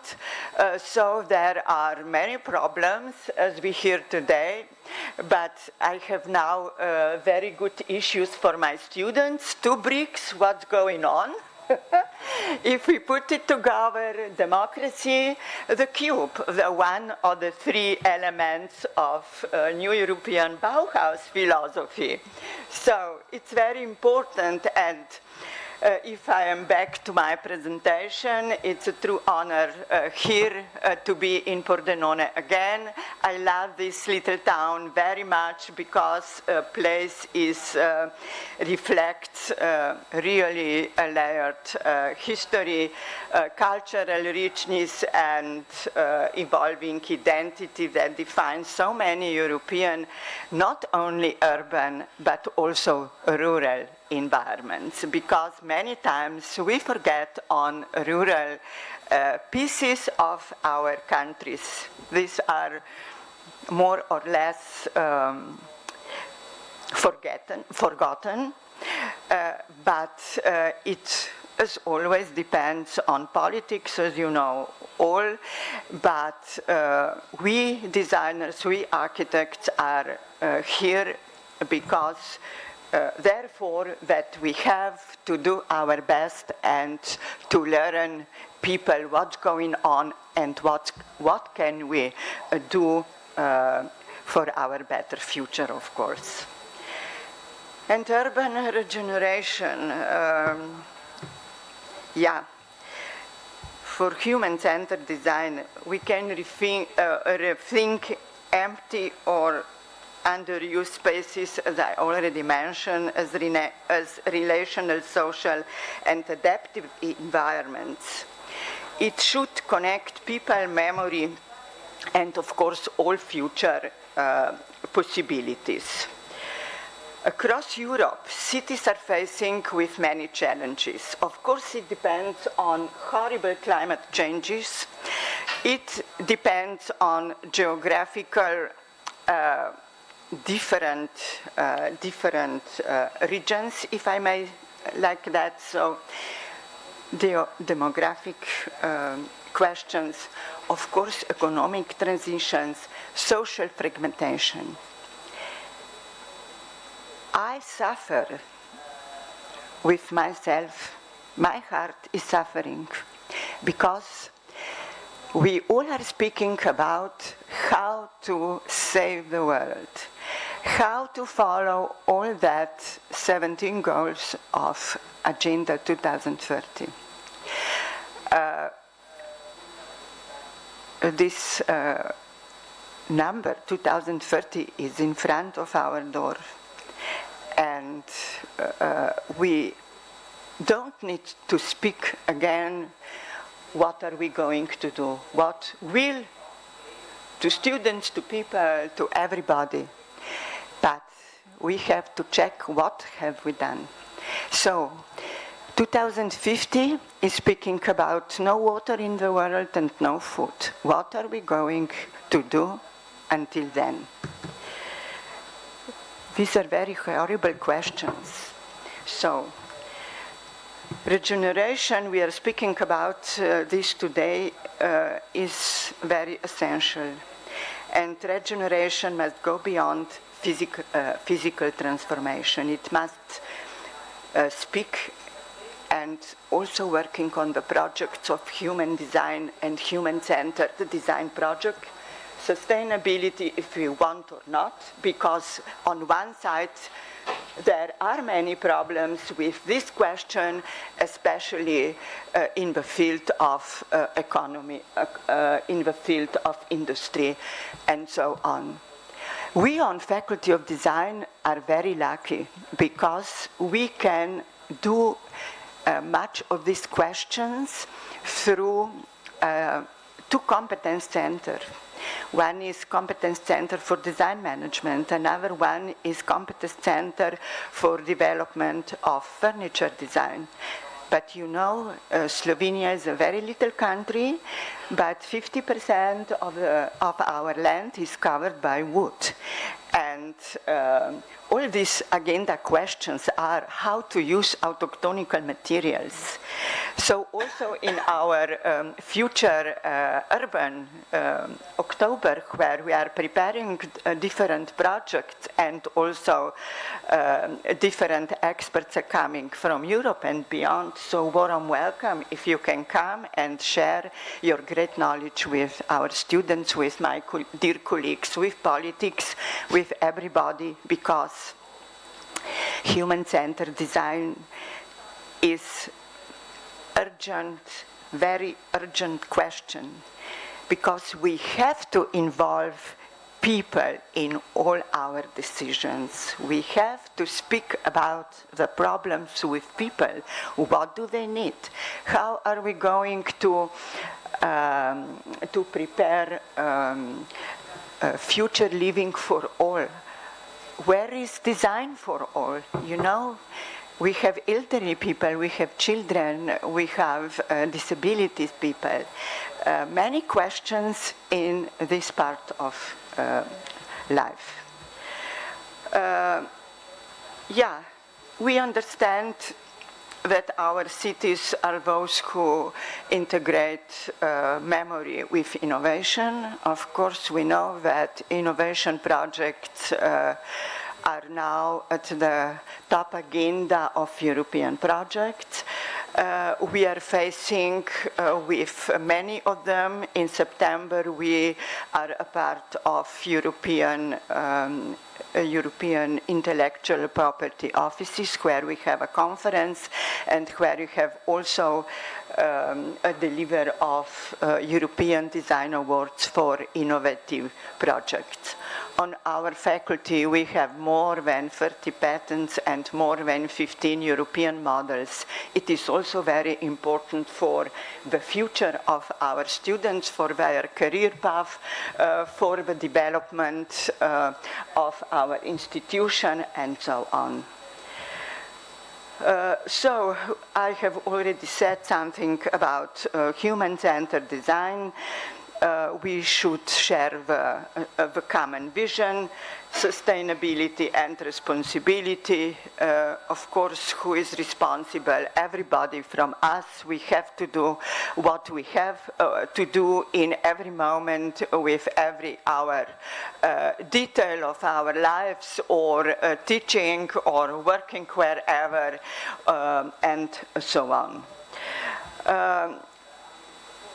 Of course, circular design systems are the most important nowadays, especially in an economic questions, energy efficient projects, and of course nature solutions.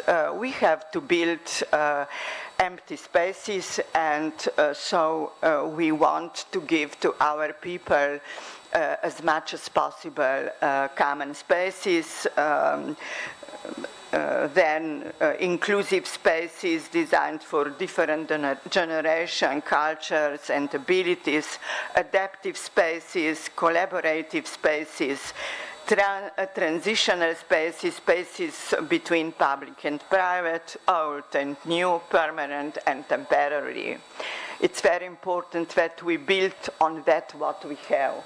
I don't like if I may say so, that we say in this house is going to be pushed down, and when we are building, of course, the highest imagination of all architects, everything should be innovative, no wood, but of course several construction, glass and so on, no energy efficient, nobody is thinking about that too much.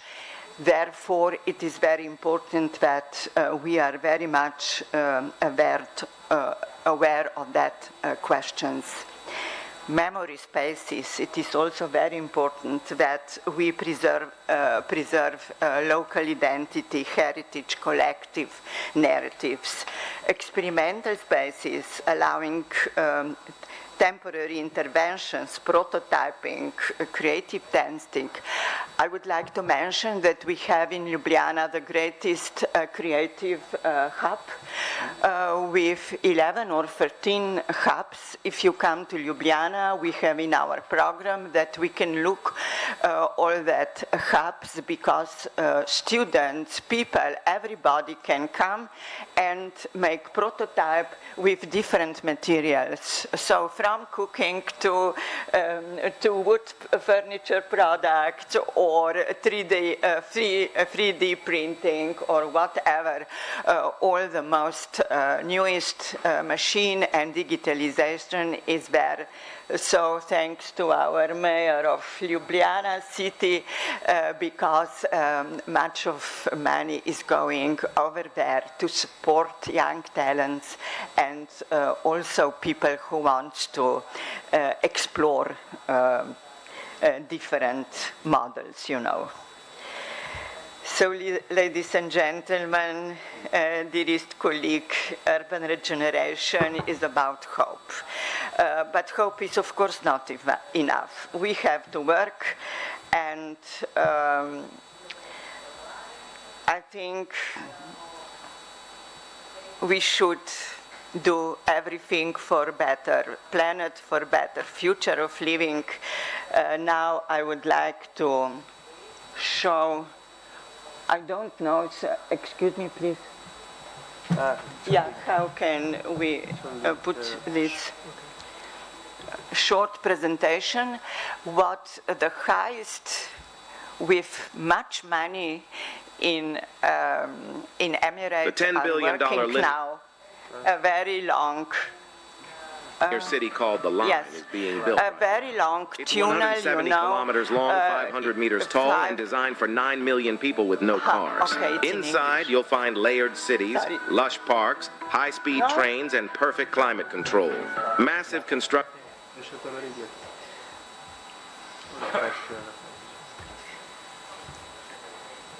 The $10 billion linear city called the Line is being built right now.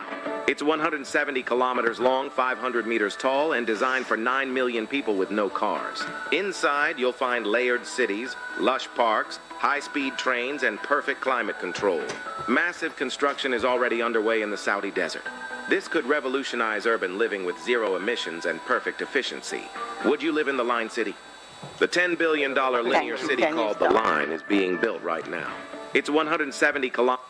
On Faculty of Design, we prepared inside our urban studios one manifesto. It's very important because I am a part of European Architectural Institutions Associations, and every year we are talking about what and how, why and where should we teach our young talents.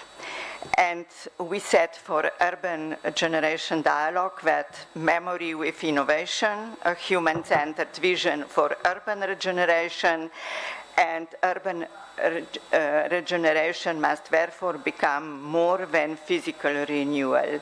It must become an ethical and cultural art, what we heard a lot today. Thanks to our dear colleague from Belgrade, and it should be a great dialogue between memory and innovation. So I would like to finish. I would like to thank you very much. Warm welcome to look at our real projects from our studios. Our students from first and second degree master students together with Erasmus. They are really very proactive, very curious, and this is the most important thing for us who are also the teacher, not only the project manager. Thank you so much. And now is a film of our Faculty of Design, the main projects, couple of minutes to look what are we doing. Thank you so much. Bene, grazie alla professoressa, insomma ci ha dato tanti spunti e poi dopo appunto anche durante il break avremo la possibilità di vedere i pannelli esposti. Abbiamo una decina, 15, sì, facciamo vedere un attimo un video della facoltà di design di Lubiana. Yes. Louder, louder.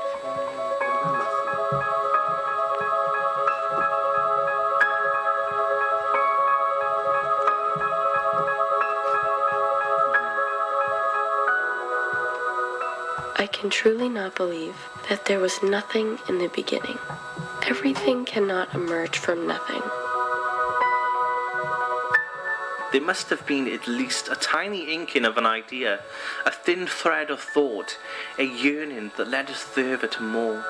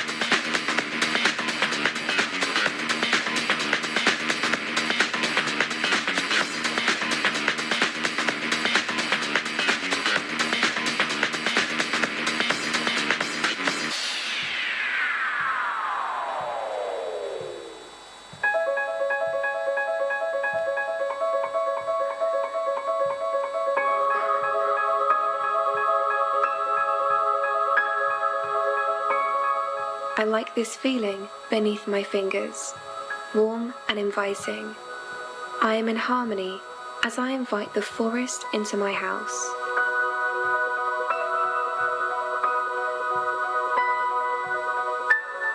Gaze upon the world with different eyes, trying to solve the riddle in new ways.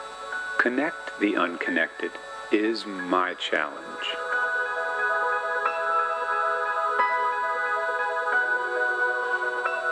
I bring surprise, but that is not enough. Anyone can shock, but I want to have an influence, leave my mark.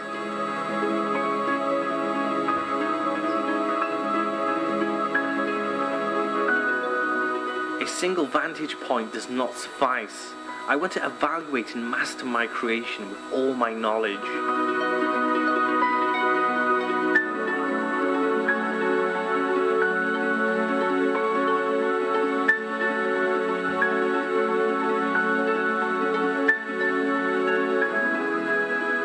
The commotion, the bubbling, the storm, as it's decanted and divided, it is also enriched and multiplied.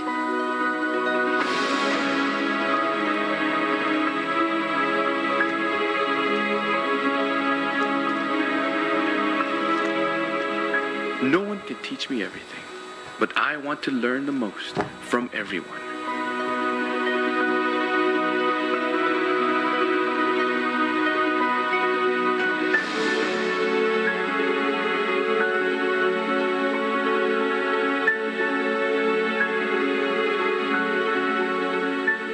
I dream in color, which is why a black and white life is not enough.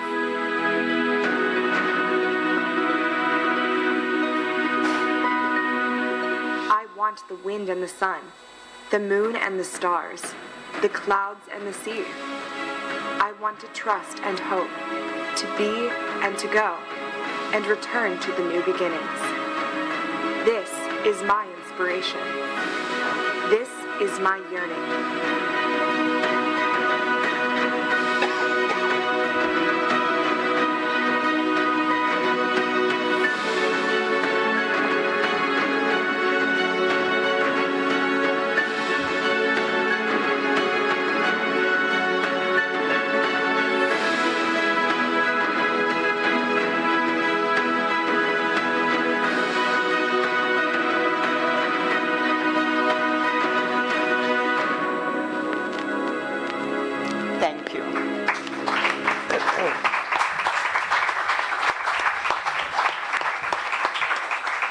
Congratulations to Professor Matic and also for the numerous projects from her Faculty of Design in Ljubljana, spanning from fashion, design, and so on. So very, very interesting framework also for young students and professionals. So, now we have a switch to Italian again, sorry. Abbiamo ancora una decina di minuti per un dibattito in sala, quindi se ci sono domande, curiosità che avete, if any of you have some question for the two keynote speakers, please feel free to raise your hand and you will have a microphone to get your question. C'è una domanda in seconda fila.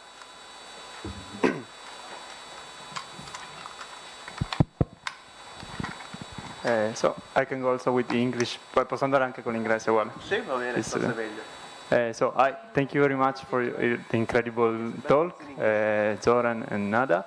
I'm Umberto, I'm a PhD student. I will be talking with Daniele in the afternoon, and we are very young, and I see also a lot of young people. So my question is, what's your main advice for young people? What can we?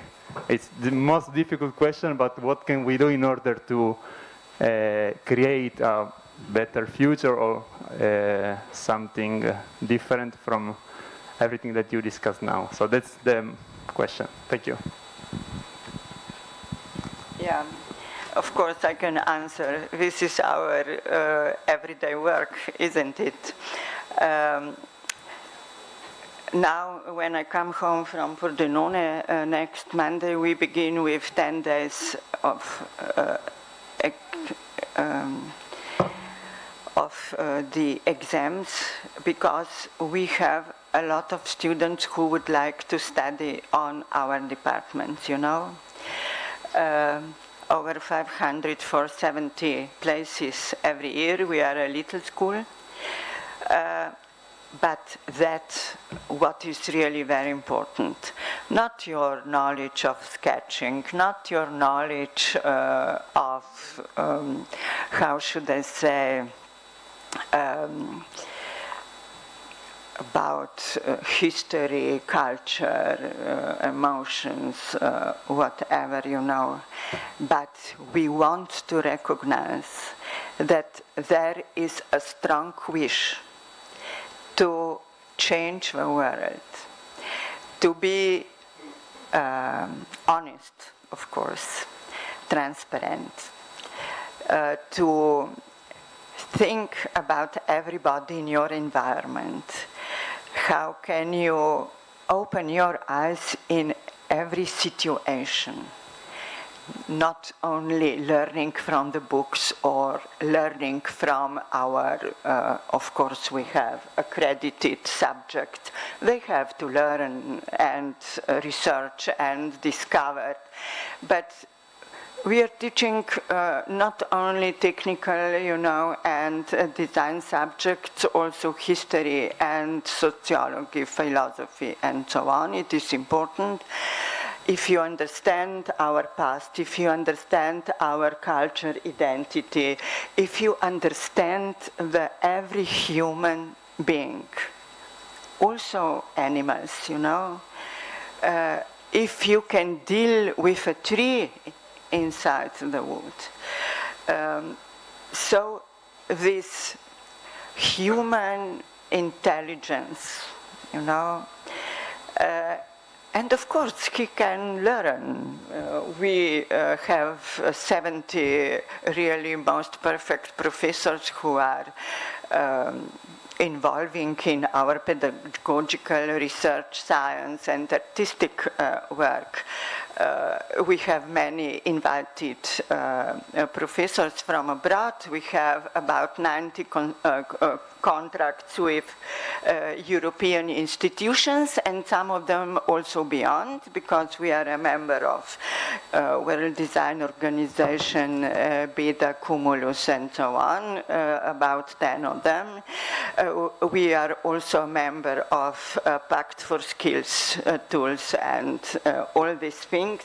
So on European level, I am also working on the strategy tools, what to do in the field of architecture and design, and we want that also now we have a new politics, new ministries, to teach them what is really very important for the growth of economy, because design is not only art or whatever I have already said, but it is added value. So motivation from all of us. Our students always say they have to run after me, also my professors, my dear colleagues, but there are so many issues in the world, you know, so many wars, so many children without food and water, and what can everybody do? Because every stone means something in the real life. So, this way. Thank you, Nada. Zoran, what is your advice? Question, actually. This is a very important question. Last year, probably I will answer different. That doesn't work. No, potete aprire il microfono? Microfono. Don't work. Un bottone. Higher technology. Un bottone, but still don't work. Another bottone. Never mind. I will explain. Last year I will speak different, but at first don't ask my generation for advice. Yeah. Why? Climate change, who made? My generation. Yes. The war around the world, who do it? My generation. Yeah. Who wastes the water? Yeah. My generation. We ruin everything. And we can't clean it. We can't help. We can make it just worse. Because, you know, we're dinosaurs. I'm from last millennium. I'm from last millennium. Giuseppe as well, you know. We are from last millennium, you know. Our time, we don't have a future, actually. You are future. You said we are very young. No. You are much older than my students on the street in Belgrade. Much older. And I'm coming to be with them, to learn from them. And when I came there, they say, oh, professor, no, now I'm not professor, now I'm pupil. I am students, you teach me. Because what they are generate as an idea of the future is something that we can't never do. You know, this is not our part of thinking. There is no relation with the way that we are thinking about the future. Because all our ideas about future, most of our ideas, not all, most of our idea of the future lead to collapse. Very few. There is a fantastic. There is a fantastic Latin American Hispano writer. They call him Anti Borges. My brain stopped now. I can't remember the name. He was a physicist. I will remember in the meantime. He was a physicist, and Maria Curie brought him as a young physicist, such as you are now, PhD student, he brought him because he was the best. Camillo Zitte. Camillo Zitte is the name of it. No, Camillo Zitte is yours. This is, I remember. Okay, my wife is typing, doing something different. Ljiljo, pomozi mi, kako se zove? He is also out. Okay, we will find. Maria Curie brought him from the school to be her successor, to be director of Maria and Pierre Curie after her, and she prepared him for that. In age of 36, he resigned, and he said, "I'm not physicist anymore." He go back to Argentina, and he started to write the books and fight for the human rights. And when journalists asked him why, he said, among 100 scientists in the world, 98 are working on that how to destroy it. Only 2 of them are working on how to help it. I don't want to be part of this society. And he go out from the Society of Science. He was one of the best, I will remember, I'm just tired, you know, and my brain stopped. I will find now in the internet. Don't ask my generation. Okay, ask olders. People of 40 can't help you. I will ask anyway. Ask younger. Ask younger than you, and they will give you proper. Zoran, I totally agree with you, but I have to remind you that maybe younger generation can understand from the mistakes from the older generation. So to avoid them at all. They just break up, you know. They just break up. This is what I say. This is what I say when I say what our students are doing. They are not against government. They're against the world their parents gave them as a problem. They are not against their parents. They're against the way their parents spend their life living in attesa dei titani. And Titani came. Ask Titani. Okay. So more trust also to the ideas to the younger generation. Questions about economical money and so on, you know. Liberal. Yeah. Thank you. Other... Sabato, Ernesto Sabato. Ok. Ernesto Sabato. Altre domande, curiosità dal pubblico? Magari mentre pensate, là in fondo c'è una mano alzata? No. Allora, nel frattempo I have some question for you both. Maybe I start from Zoran. Zoran, I'd like to ask you, I translate, I make in Italian then in English. Vorrei chiederti quali sono gli elementi che distinguono un progetto di semplice rigenerazione urbana da invece un autentico processo rivoluzionario urbano, e chiedere a Zoran se ci sono degli esempi concreti in Italia, in Europa, che stanno facendo la differenza proprio nell'approccio di ripensare un territorio. So, translation in English. Zoran, in your opinion, what are the key elements that distinguish a simple urban regeneration project from a genuine process of urban revolution, as you mentioned before? And do you know any concrete example of cities in Europe, abroad, in the world, that embody this distinction? Some best practice that as a Pordenone we could look at. Use the microphone, please. I don't know where it is. Sorry, disappeared. Magic. This is actually very good.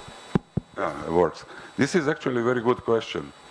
And I show, for example, as an example of urban regeneration and urban revolution, let's say, example of Paris. Before Osman, after Osman, this is a regeneration, but something radically new, but not radical enough to be revolution. But it caused revolutions, after all. This idea is causing revolution. Corbusier is a bully, and he said, okay, I can do something new. And for the same area, he made a project for Villa Radieuse and to destroy Marais and to put one of the best, most beautiful and most older part of Paris, and to put there something really new. Corbusier was not crazy, but he thought to be a revolutionary. For the revolution, we need time to understand the gap, actually, that we can jump over. What is, there is one slide, I just jump over it. Urban regeneration understands the city as a limes, like a limes, like a border that has to be protected. Mentally, not from the enemy, but mentally to be protected. City as it is, to protect it and regenerate and regenerate and regenerate and regenerate. We are actually doing it last 3,000 years. We are regenerating absolutely the same city as it was at the beginning. We are still living in the same city, like Ur or Uruk or Jericho or Babylon was. What is revolution? Urban revolution is when you understand city as a limen, as a threshold, that you are step over it. This is fantastic two words, limes and limen from Latin. They actually explain this concept of staying in or stepping out. You know, to stepping over the threshold in the field that you've never been before. And very important, the regeneration city is the regeneration of the city is always based on the field of knowledge that we are in. The matter of urban revolution is always related to expansion, to broken the limits of the knowledge, expansion in the field of the knowledge we never been before. The only this way we can actually jump over it. Italy is one of the best examples how it works. And how great revolution works sometimes doesn't work very well. For example, I deeply believe that the most influential person in the history of humankind is Dante, actually. He wrote his Commedia Divina somewhere around here, not so far from the place where he's sitting here. Why? Because he actually find the proper way to really ordinary life, everyday life, our things that we are doing daily, put in the divine label. And this is another thing for the urban revolution. We always speak that on the door, on the top of the door, of the entrance of the hell, has been written what? You always say, you who have a hope, leave your hope outside.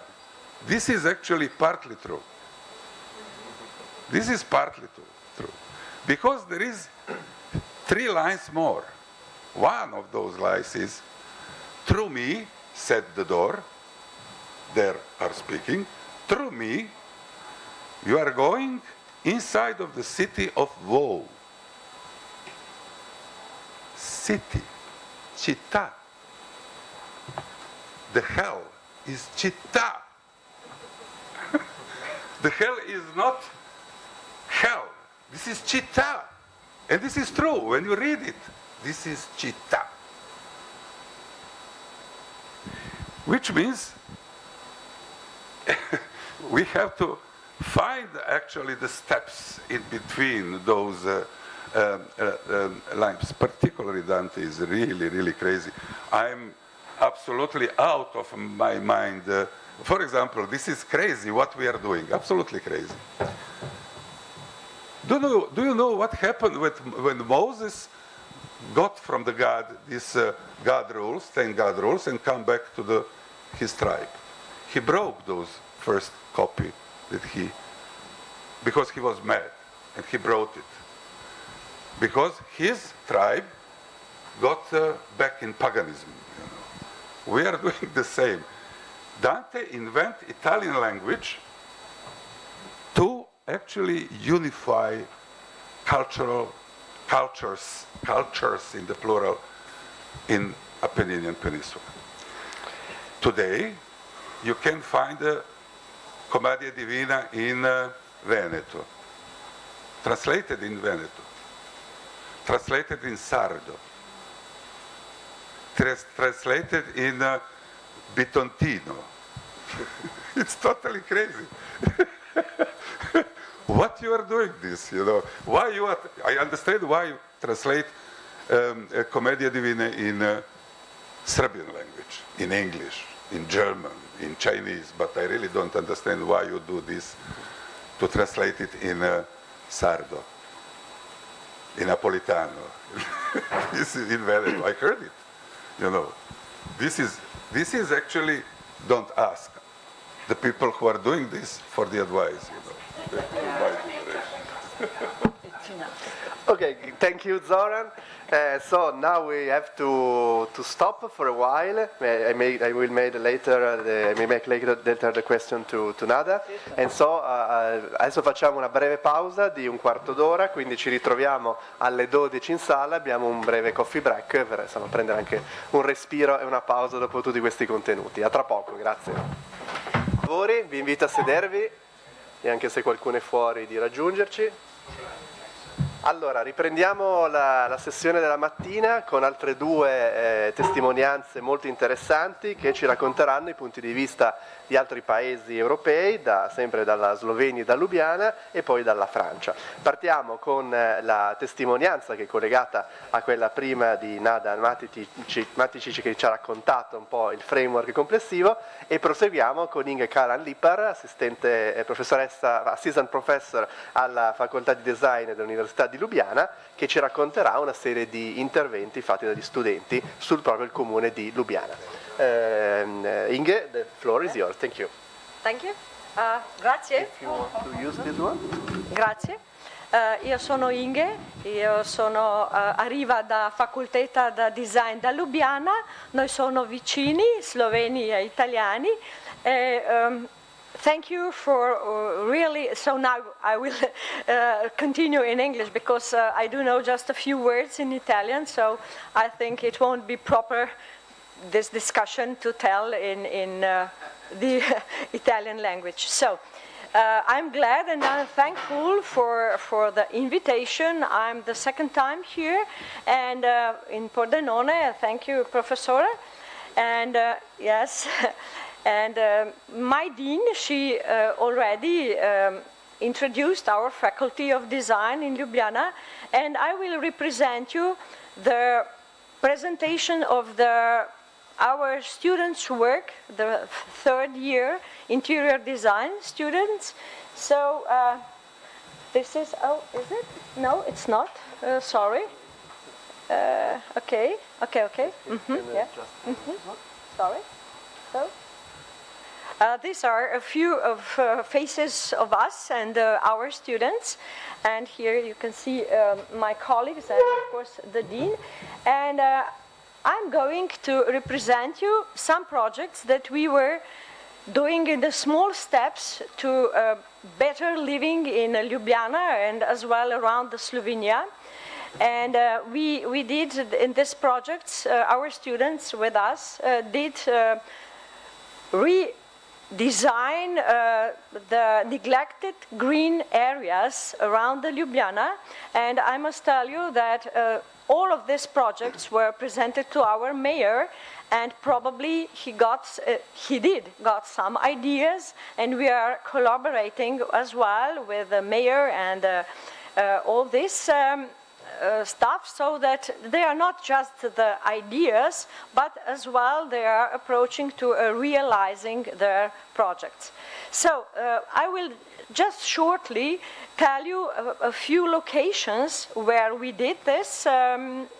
We did these projects, and afterwards our students, they usually do the project, drawings, 3D visualizations, as well at the end the films. So I gathered at the end, you will see a few of them, and they are in English, and you will see what they want to tell us, what is their mission. And I think it's very important for young students as well, that they know the real problems that are around us.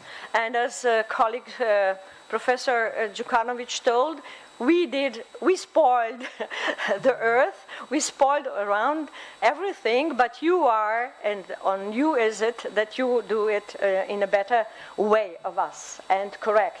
So one is this Cardell's Park. As you can see, this is one of, this is one of the location. The other one is a square with the same name, but this one is interesting because it's among the students' campuses and faculties. So they did the renovation of this green area for themselves. So the other one was done with communities of Ljubljana, and they designed informational installations in the parts of Ljubljana. The next one you can see here is a neglected square. As well, there is a students' campus and the faculty, and you will see what they did. Then the other one were the local markets in Ljubljana. You can see here on these posters what they did. And it was really very well for us customers as well as for the workers, local workers, what we can do and the students can do for better living.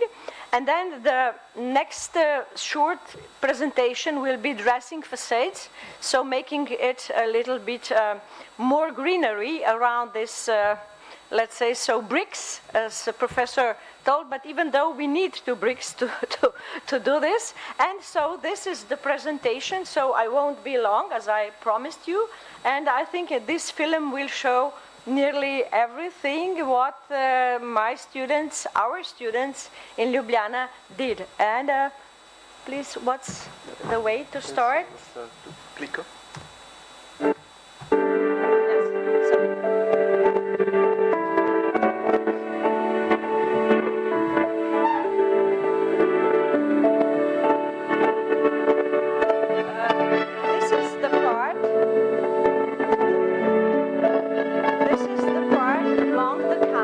Among the faculties, how they want to be for them.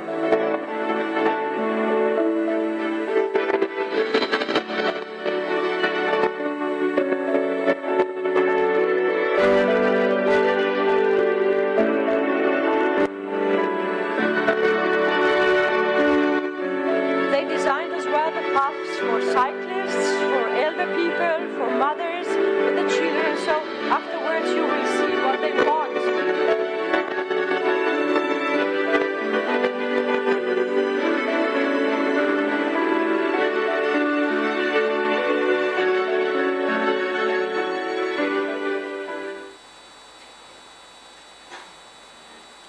Well, this is, yes, a mobile restoration as well, restaurant.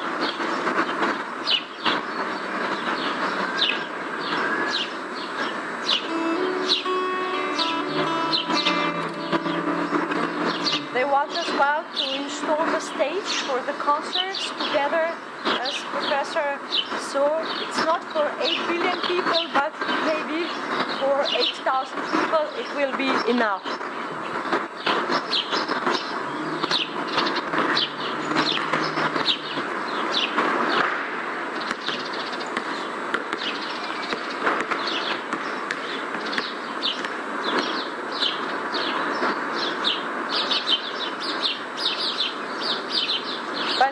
Know that these green areas are nowadays neglected, and we do want to make more life more useful for the students and for all the inhabitants that are around here.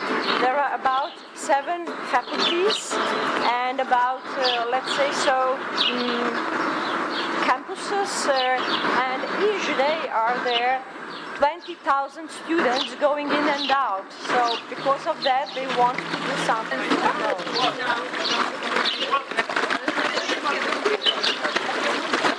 Excuse me, the sounds are not so good, but yes, you can see the main point of this video. They designed as well the street lights, street furniture, everything what is needed in such a renovation of the parks. Recreational areas. And we usually did this work after questioning the inhabitants, students that are living here around. What do they want? After that, they do this project.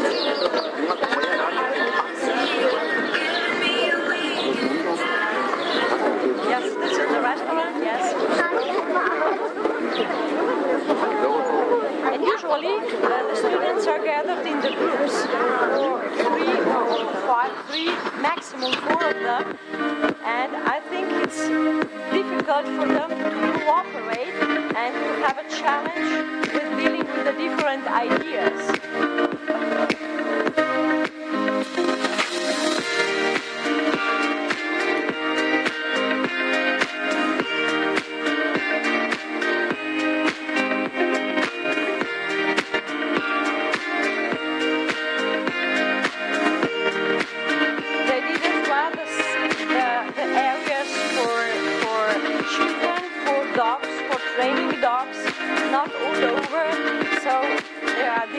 Projects and different targets.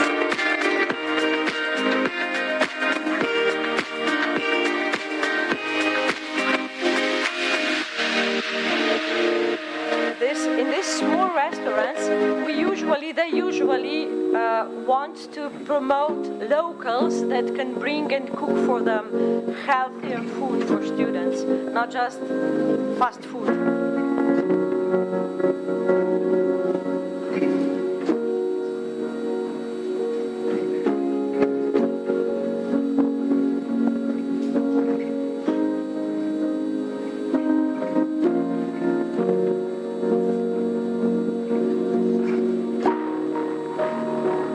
Yes, they said they have not enough places for sporting, for recreation, so they installed as well the square for basketball player, for tennis, for sports they want to recreate.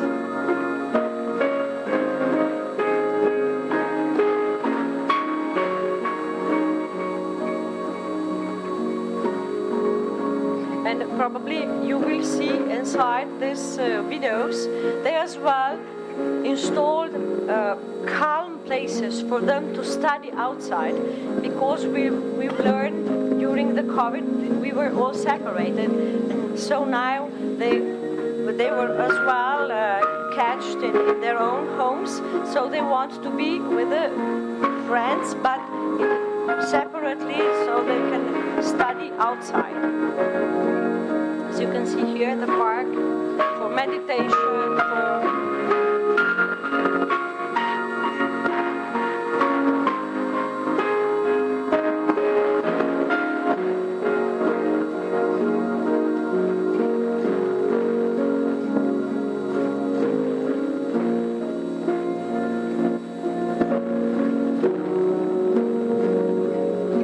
and I must tell you, and I'm very glad that our mayor started with reconstruction exactly this part of Ljubljana.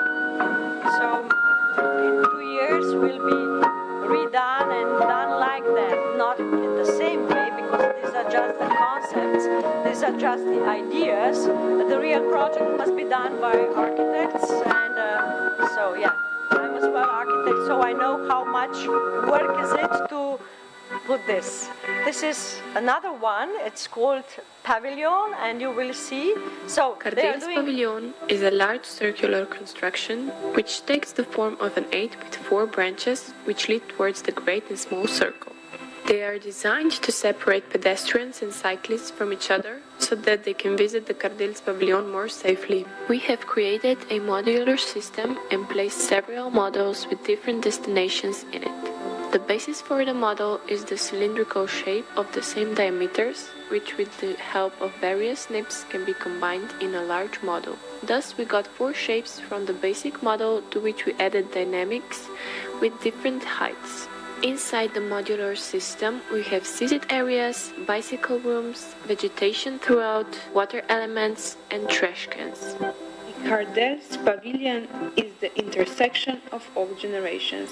On the one hand, it encourages recreation and healthy living.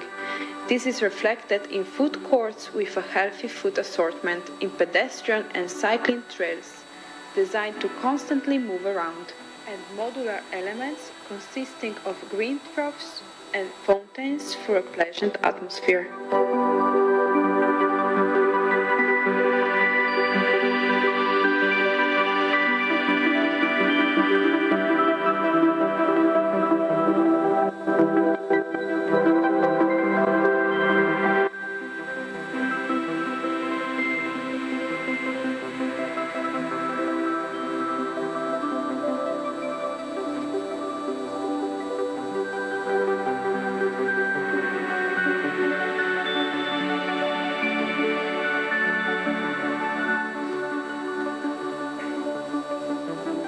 I must tell you, we are not cutting their wings in ideas, so they are free, and the sky is the limit with the ideas, creativity. So we are trying, so you can saw here, they can be free to design.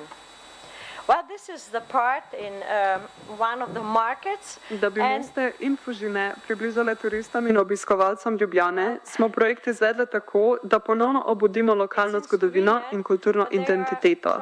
Posebej smo izpostavili en pomemben del mostarske kulture, in sicer pojav legendarne skupine Punkarti. Prvi punk band pri nas je svojo glasbeno pot začel prav v Mostah. Te smo hoteli prebivalcem te četrti dati ikono, s katero se lahko predstavijo in poistovetijo. In tako je nastal naš Punki. Živjo, jaz sem Punki. Mogoče zgledam resno, ampak v meni je skrita zgodba. Sem si bolj poguma, kritičnosti in svobode. Rojen sem iz jekla, v meni utripa duh ulice. Moj stil, črno-bel, koščat. Navdihnili so me grafitirane stene, karikirani obrazi in punk frizure. Predstavljam skupnost, ki stoji pokončno. Skupnost, ki misli svojo glavo. In jaz sem njen glas. Tih, jeklen, nepozaben. Skril sem se na 6 mest po Mostah. To so grad Kodeljevo, grad Fužine, Mao, španski borci, tržnica Moste in gimnazija Moste, kjer sem na različne načine poziral. Pa pojmo si to pogledati. Evo, tukaj sem jaz, ko sedim na avtu. Zakaj avto? Ja, zato, ker je tukaj za mano živel Kodel. Se ga sploh spomnite? Verjetno ne. On je po Sloveniji prvi vozil avto, ki sicer zgledal kot kočija. Ampak zaradi njega se je ideja avtomobilizma začela širše pri nas.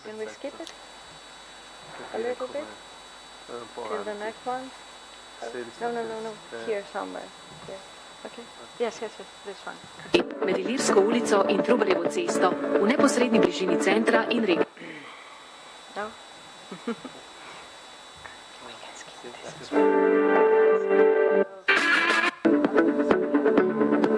Well, this is the part, the smallest part of the square I introduced you before. We skip it a little bit. No, sorry. Sorry.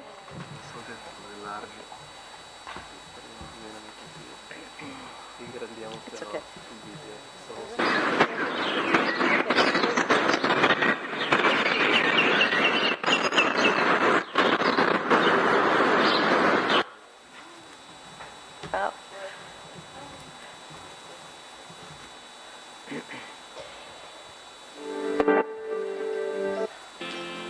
Oh yeah, okay. Well, this is one of the markets. Yes, it works.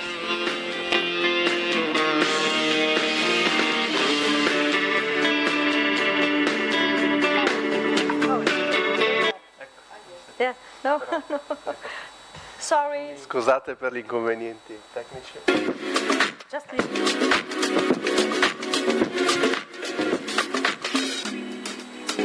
are neglected marketplaces, and you can see them on the poster, how they did the new renovation, and after the discussion with the customers and as well with the workers.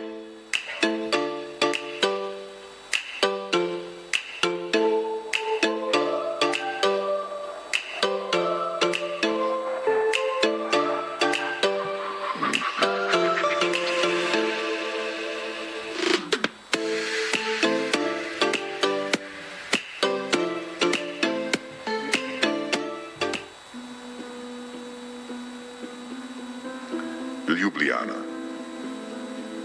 the city of many bridges.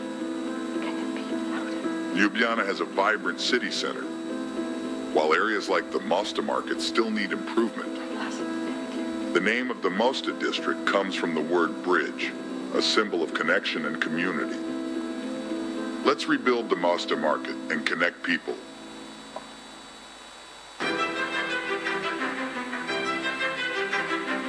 With the renovation of the Mosta market, we are building new bridges between tradition and modernity.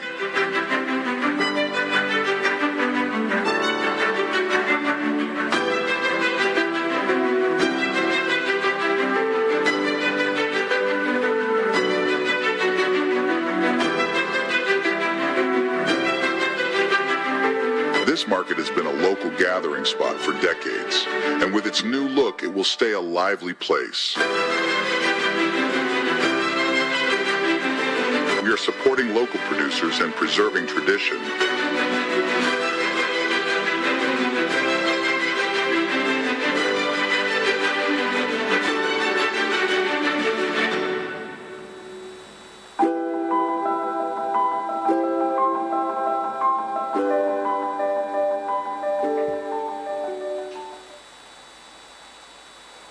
Well, this is another market. Zmeraj se jih najde eno par, ki ni jim dosti te dežele čar. Je v Šiški še kaj odprtega, a v Šiški še kdo da. Je v Šiški še kaj odprtega, a v Šiški še kdo da. O praznikih, o delovnih dneh, o zimskih in poletnih nočeh, na vsakem koncu mesta se zdi, da ni bolj radovednih ljudi.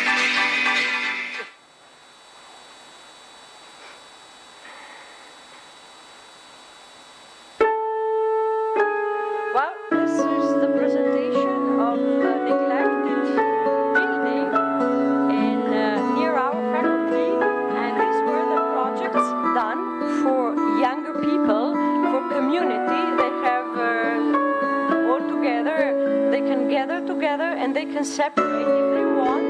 They have washing machines together and they have terrace together. So this is one of the, let's say so, idea how can we use for young people to make their flats, to live together, or for students. We show that as well to our mayor, and he was really very interesting, and probably we will do the renovation of this building.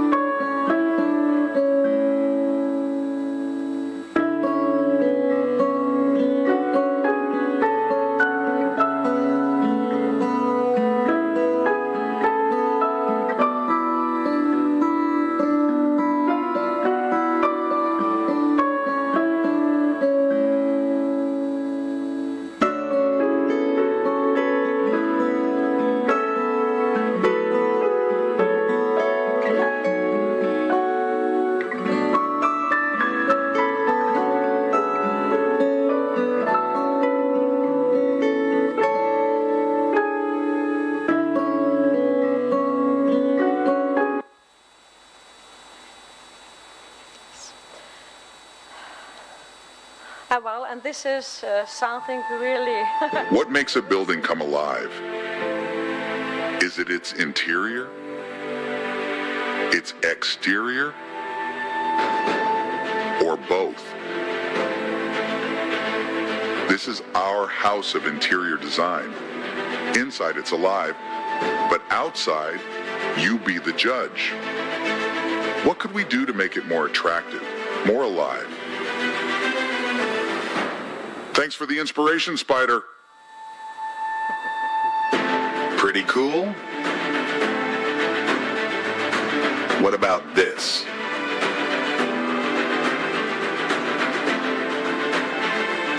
We've made it attractive, now we just need to bring it to life.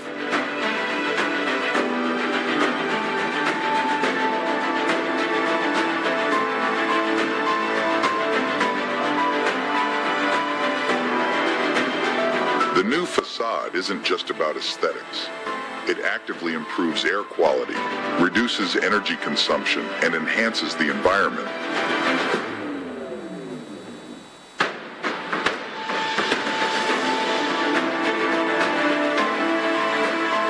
It has a natural cooling ability and serves as a home to various organisms. This is a building that not only serves people, but also lives in harmony with nature.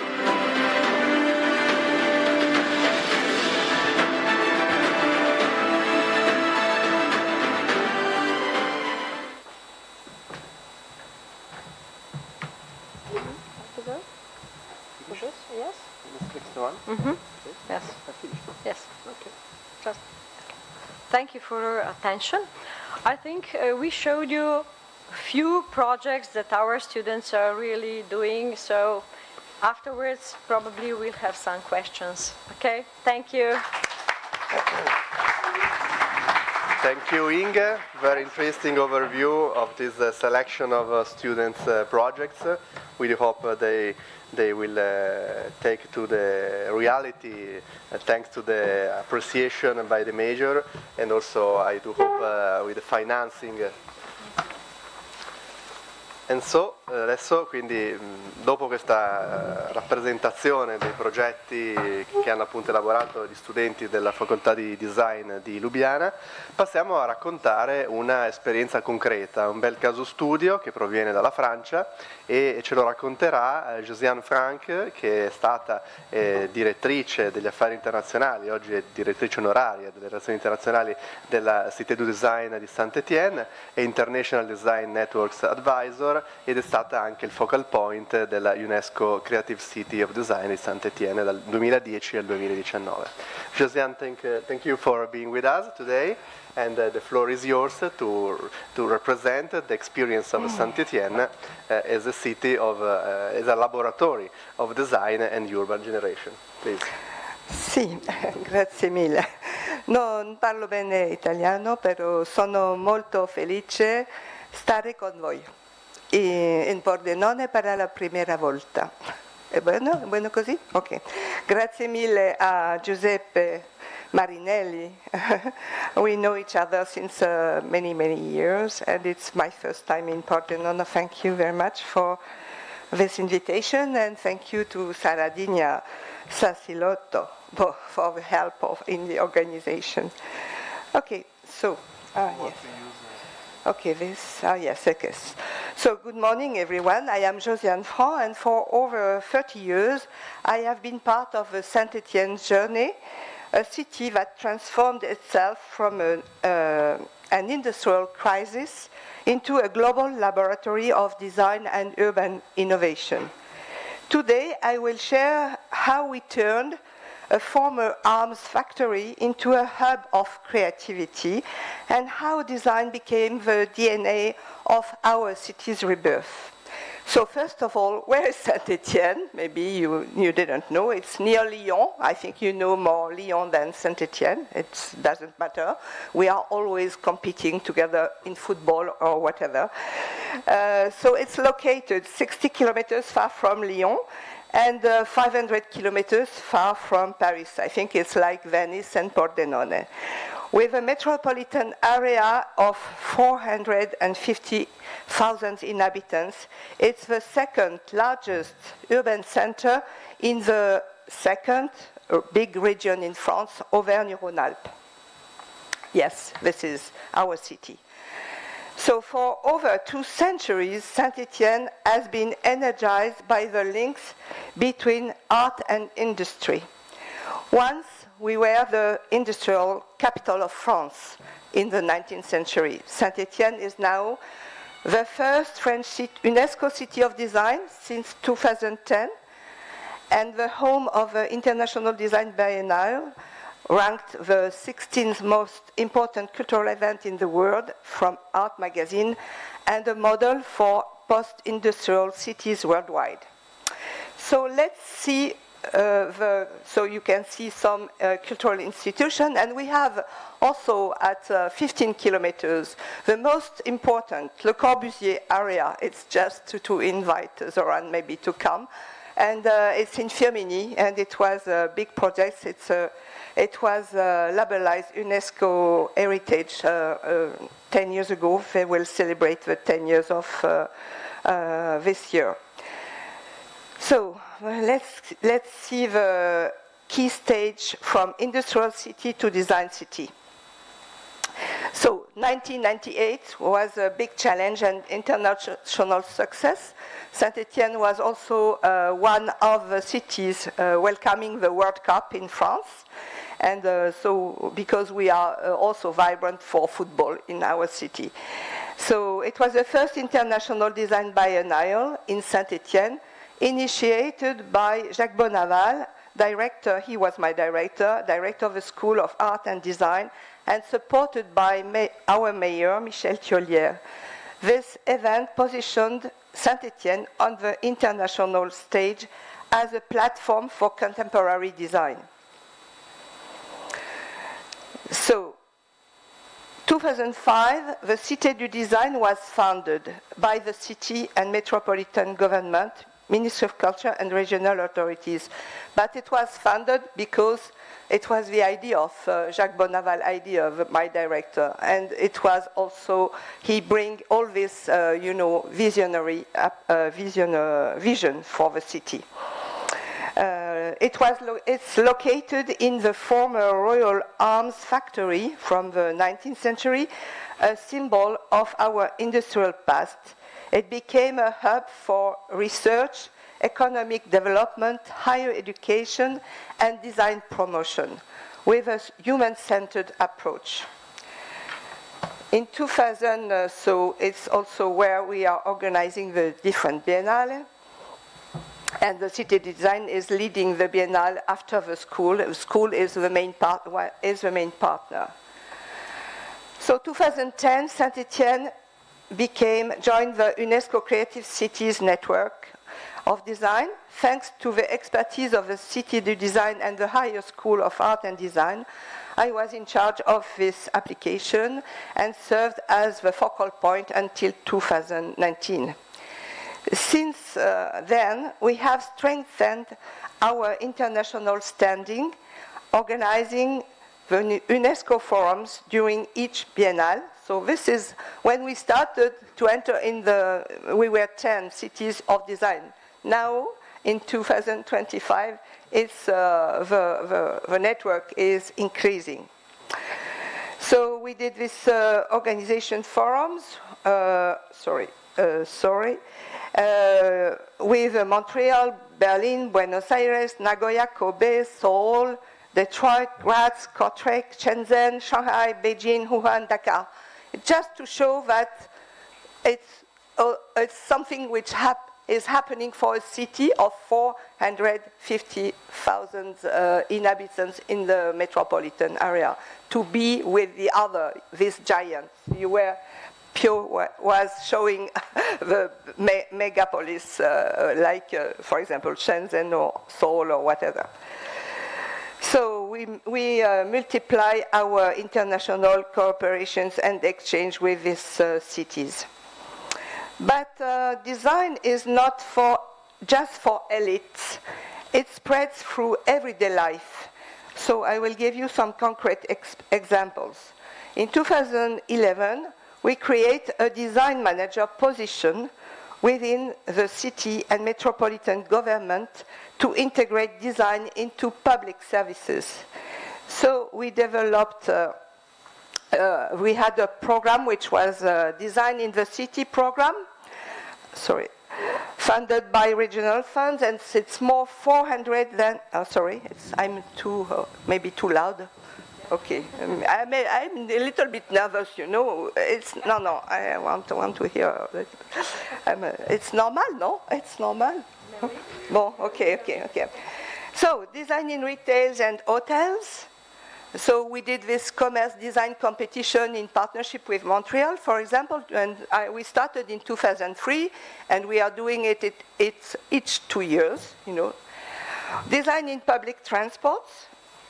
It means that we were, also integrating design for the, you know, innovation, the new lines of transport, public transport.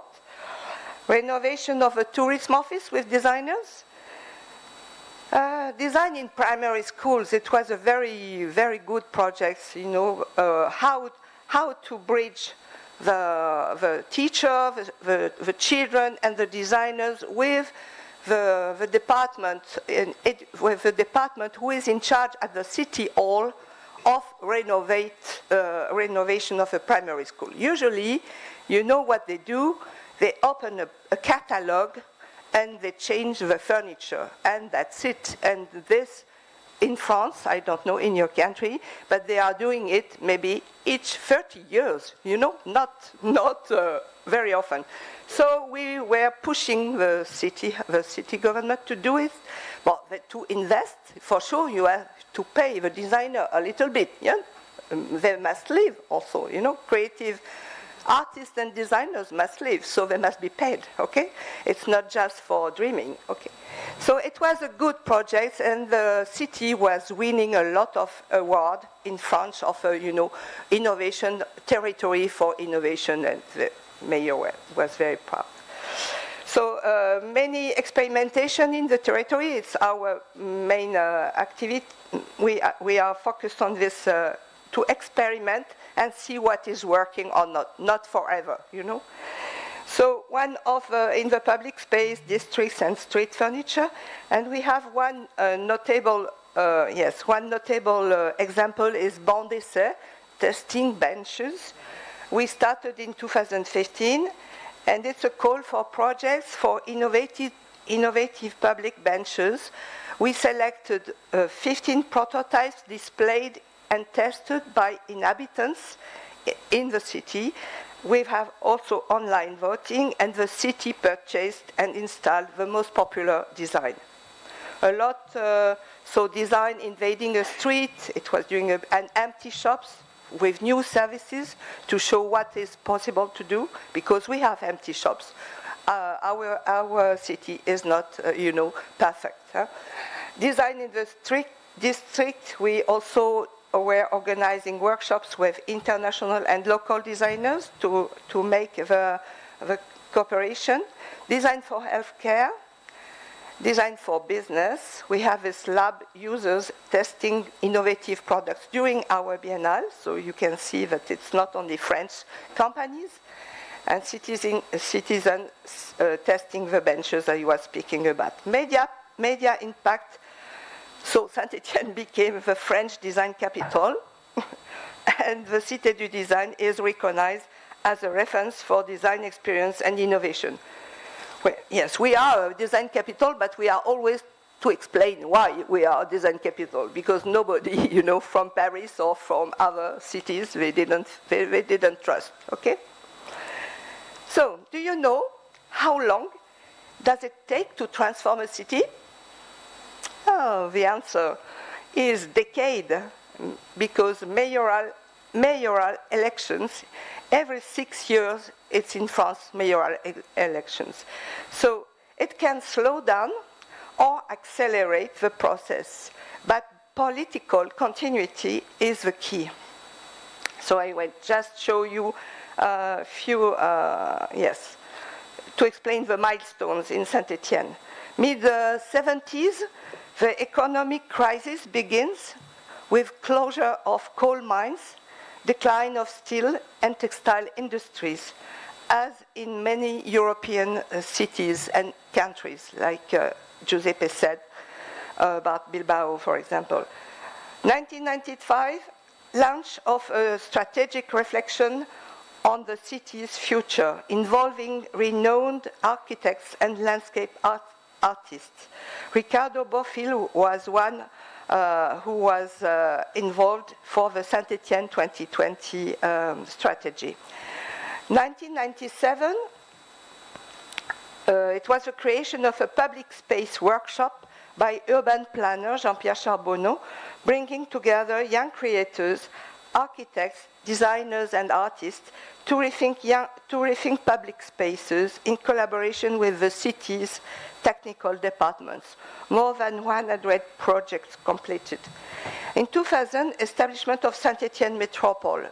It doesn't exist before. You have a city, but you didn't have a metropole as an entity, as an administration. And the implementation of a major city projects. In 2005, let's see. In 2005, there was a city debate, a creative workshop during the Transurban Festival, aiming to redefine the urban vision with national and international experts. Our mayor, Michel Thiollière, launched major architectural projects, inviting Norman Foster for a concert hall, architecture studio for the Casino Group headquarters, Fumihiko Maki in the train station area. Cité du Design is Lynn Fingebel and Julia Andy, I will explain later. And Rudy Ricciotti for the House of Employment, and Manuel Gautran for the Metropolitan headquarters. But the turning point, it was 2007, you mentioned it on it was fun, it's fun. It was also a turning point in Saint-Étienne by the creation of by the French government of a public urban planning agency of Saint-Étienne. There was 7 at that time public agency funded by the government, and mostly were in Paris, Marseille, and Saint-Étienne. Nowadays there are more. It was to accelerate the city's transformation, bringing public funds, private investment, and community input to create a self-sustaining ecosystem. So the mission of EPA's mission, revitalize the economy by attracting research, innovation, and creative industries, reconnect the city center to its outskirts, repurpose industrial heritage. So now I want to show the video. Oh, maybe I need your help. It's a video which was done for the 10th anniversary of Saint-Étienne UNESCO, but you will have better view about the transformation, metamorphosis of the city. So, okay, let's go. No? No. Okay, yes. Green is the color of our football team. Okay.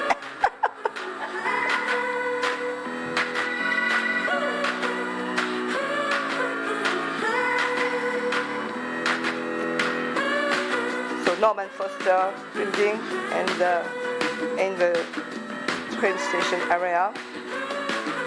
It's a theater. We have a Museum of Modern Art, which is the second collection after Pompidou Center, and second collection, and the collection of design. This is the Cité du Design, Platine. We were exhibiting in China and everywhere, promoting Saint-Étienne.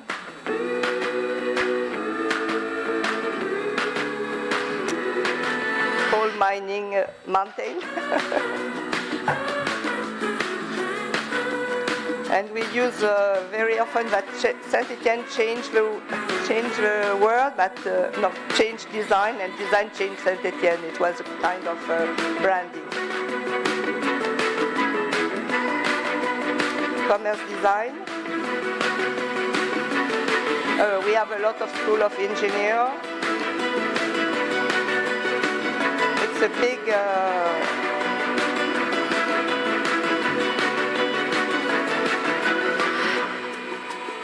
yes, big knowledge also university, like you said, consortiums. We have a lot of School of Engineers, School of Art and Architecture, Design, and university. It's the Museum of Mine.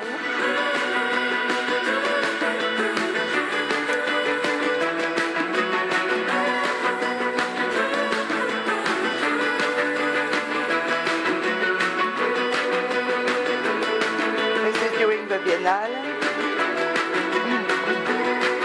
In 2019, China was the guest with the 4 cities of design in China.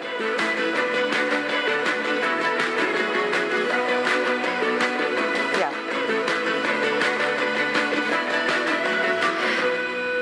Okay. Excellence, expertise, experimentation, experience, design, always the big name. We need words, to be the best of the world. Not all time, but anyway. So I will, yes. No, I will. Okay, yes, I will. Voilà. I will focus on the Cité du Design Manufacture Plaine Achille district, which is EPA's and Metropolis flagship projects. A 100-hectare creative campus that blends heritage, innovation, and community. It's the symbol of Saint-Étienne's rebirth. It started in 2009 when the Cité du Design buildings designed by Finn Geppel and Julia Andy, the Lean agency in Berlin, were inaugurated. Led by EPA's, the architect urbanist Alexandre Chemetov had a 9-year mandate. The urban regeneration area, La Manufacture, became the creative district, including designer studio, research lab, incubators, companies, primary schools, school of engineers, etc. At the art, for sure, culture and education with Cité du Design and the school. University and concert halls, as I said, theater and all around. Housing and leisure with a park François Mitterrand. It was before it was parking lot for cars, so it was a big revolution, as Zoran said, that to transform this because to put out the cars and to transform it as a park for the people. And the Biennale International Design, which was still organized, and with the UNESCO Creative Cities of Design till 2019, I was in charge for that. And 2020 and 25, it was Africa, and 25, it was Armenia, the guest country. In 2018, after the 9 years period of its final report, EPAS decided to continue the metamorphosis for the coming decades with new urban and architectural teams. And in 2019, Cité du Design led a national working group to establish a national design policy. It was decided that Cité du Design and the Museum of Modern Art would open a national design gallery in the Cité du Design buildings. 2021 was the new phase to think about the expansion of this district. And the 10th of June of this year, last 10 June, it was the opening of the National Design Gallery, the first national design showcase in France, with the most important collection from our museum, from Pompidou Center, Mobilier National, CNAP, and Museum of Art Decorative Paris and Bordeaux. Yes. But yes, I want to speak also, and I think I'm very happy because I heard about this from different people this morning, the elected people, politicians, and also our speakers before. But cities do not transform solely through top-down projects. In Saint-Étienne, we have involved citizens since 2008. You can involve in citizens, in a special room. You named it participatory, but in fact it is not. Huh? It happens also in our city and country. But we did, for 2008, during the Design Biennale, a participatory workshop, City Ecolab with John Takara. Maybe you heard about him. And in 2013, the main theme of the Biennale was empathy, and I was co-curating with Laetitia Wolf an exhibition which named Empathy City, Making Our City Together. It marked a paradigm shift from expert-led projects to bottom-up, community-driven design. So now I want to share with you one European project, Human Cities Challenging the City Scale, 2014-2018. I was the lead manager for this interdisciplinary research projects co-funded by EU's Creative Europe program. Yes, I like this sentence from Olivier Mangin. It's urgent to recreate places where man has his rightful place, because sometimes the place of man is not evident. It's more of a place of a car in our cities, in the cities. And we were 12 partners in the 11 European cities. And the goal was to reinvent the city with and for its inhabitants, with a lot of co-creation activities, co-creation workshops, seminars, international exhibitions. In transforming vacant or underused spaces, for example, in Saint-Étienne, Graz, Bilbao, Helsinki, or London, or improvement of public space quality in Ljubljana, Belgrade, Szczecin, Tallinn, Brussels, and Milano. Many impacts from the international design community. BEDA, Design for All Europe, Enol, and DESIS were very interested by our program. We did also collaboration, so you can see many events we did in different places.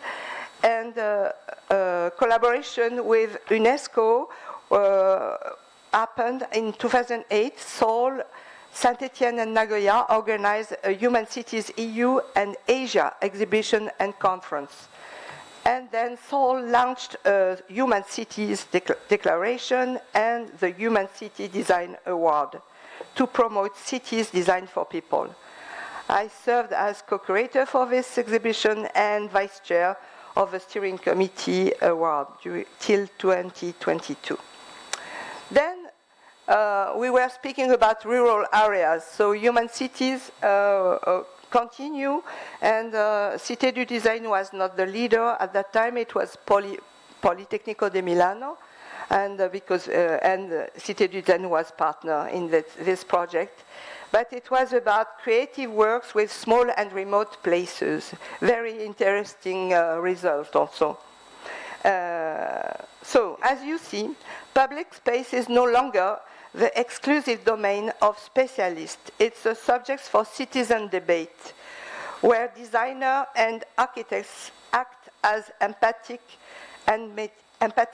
mediators between inhabitants and public authorities. And another question before the end, how long does it take to transform a city? And it's fun because you were speaking, Giuseppe and also Zoran, about Paris. Paris Haussmann was also in my text. Haussmann took 17 years from 1853 to 1870 to modernize the city. But the Grand Paris project is 25 years, it's not finished yet. Bilbao, 40 years to go from a steel industry crisis to a global cultural capital, thanks to the symbol of the Guggenheim in 1997. Torino, 30 years to transition from the Fiat era to a city of design and innovation. And Curitiba, which is also one of my favorites, it's 30 years under Jaime Lerner, mayor and later governor, a pioneer in sustainable urban development and urban acupuncture. He said he compared the city as a turtle, as a carapace, of a turtle, And I invite you to follow his on YouTube and whatever his conference. Unfortunately, he passed away 2 years ago.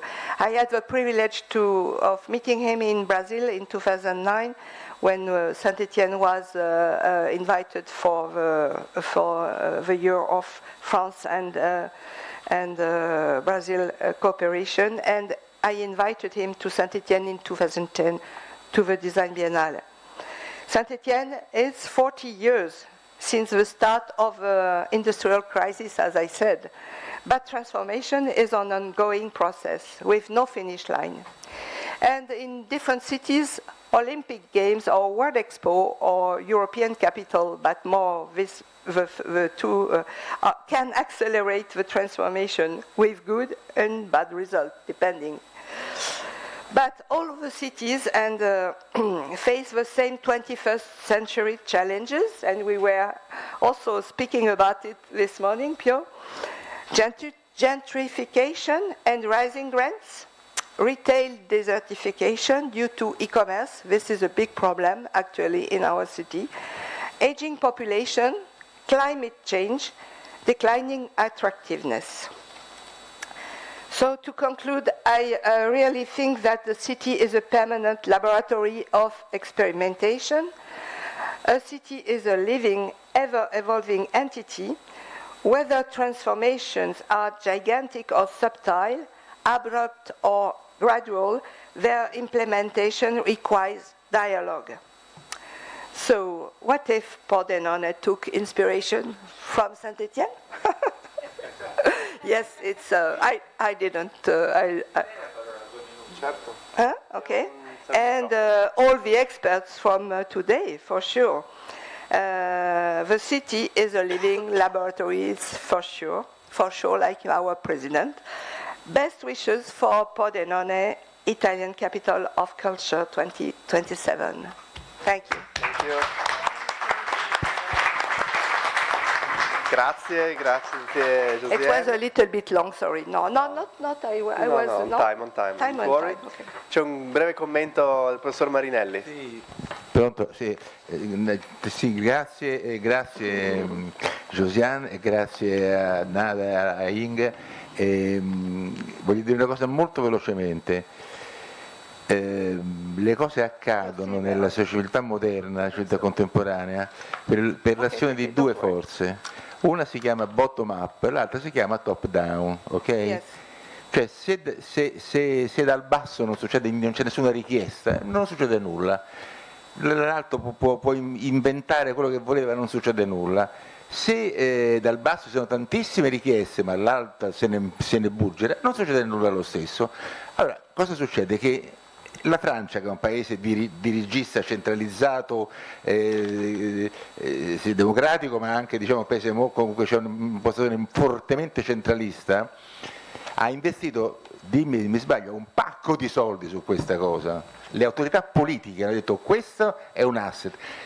100 milioni, 1000 milioni. Questo è un paese. Noi qua stiamo a dire quanto mi costa? E qua 5 lire, 10 lire, abbiamo dato 1000 lire, ma la gente ci mette miliardi per fare le cose. Allora è questa mentalità che va battuta. Quando ci fa una cosa, ci fa una mostra, un convegno, quante camere d'albergo abbiamo? I treni, i taxi, cioè, che città c'è alle spalle che riceve questo mondo? Questo bisogna dire, questo bisogna fare. Noi abbiamo una Pordenone Design Week che è 15 anni che sta qua, muove centinaia di persone, muove decine di aziende, cioè, l'unica cosa che non muove sono i soldi, nel senso che le autorità, però che bello, bellissimo, non muovono un dito. Ma non è una richiesta di soldi per noi, assolutamente, è una richiesta di investimento sulla città. Cioè, perché allora, la città di Sant'Etienne tutto il public design viene fatto dalla scuola di design per promuovere la scuola, la città, il territorio e tutto, no? Qui abbiamo una scuola di design, noi abbiamo vinto 18 compassi d'oro per il modello formativo, l'ISEE di Roma, e fateci fare una panchina, la mettiamo là, cioè fa pubblicità. Senza comunicazione, senza pubblicità, senza un po' di marketing, senza un po' di che non c'è niente. Quindi da bottom up c'è stata una cosa che neanche a New York si vede una cosa del genere, da zero a creare un evento così c'è stato uno sforzo, come dire, una orogenesi, si è creata una montagna, però da là, adesso io non so, cioè non vorrei che fosse presa come un discorso politico, a destra, a sinistra, non è questo, è una mentalità che va capito che le cose accadono sull'azione di queste due forze, dal basso e dall'alto. Dal basso accade che se ci sono, per esempio, è un'educazione anche tipo padri e figli, no? Voglio la chitarra, chissà che c'è, voglio la chitarra, ti compro una chitarra che costa 1 milione, no? E questo ce l'ha buttata là. Se invece vedi che tuo figlio fa da solo tutte 24 ore, cioè questo può suonare la chitarra, te la compro io la chitarra. Cioè, se non c'è l'azione delle due forze, bottom up e top down, non succede niente, tutta l'energia buttata, sprecata. Questo è un convegno da presenza di 1000 persone, perché abbiamo, diciamo, mossa, adesso non vi montate la testa, però vedete, c'è delle intelligenze importanti in Europa, abbiamo fatto c'è una mostra importante di là, c'è un sacco, cioè perché non ci sono 1000 persone? Punto di domanda, c'è anche 500 base. Allora, questo voglio dire, sono molto contento anche di aver sentito l'amica, non per tutti hanno fatto delle cose bellissime, ma per far capire che ci sono delle analogie come città tra Pordenone e Sant'Etienne che sono interessanti, che ci fanno capire che si potrebbe tentare delle strade. Avete visto? Loro intanto cosa hanno fatto? Hanno rinnovato tutte le caserme napoleoniche, speso milioni su milioni su milioni e hanno fatto un gioiellino. Hanno creato il Quale design, l'hanno pompata, gli hanno investito un sacco di soldi, sono entrati nel cumulus, hanno diventato un polo internazionale, poi hanno costruito, avete visto quella cosa enorme e lunga, quel museo tutto bellissimo? Ragazzi, cioè, non gliel'ha ordinato nessuno, costruisci un museo, no. Però intanto quando hanno fatto le 10 città del mondo c'è sta Sant'Etienne. Cioè, io quando ho letto quella cosa di Sant'Etienne dico perché non potrebbe essere pure Pordenone? E spinge, perché cosa gli manca? Quando parliamo di Pordenone ha un sistema imprenditoriale, un assetto della Zanussi, è savio, cose in cantieri. Ho capito, però bisogna essere gente per capire. Ripeto, non è un discorso di soldi, è un discorso di mentalità.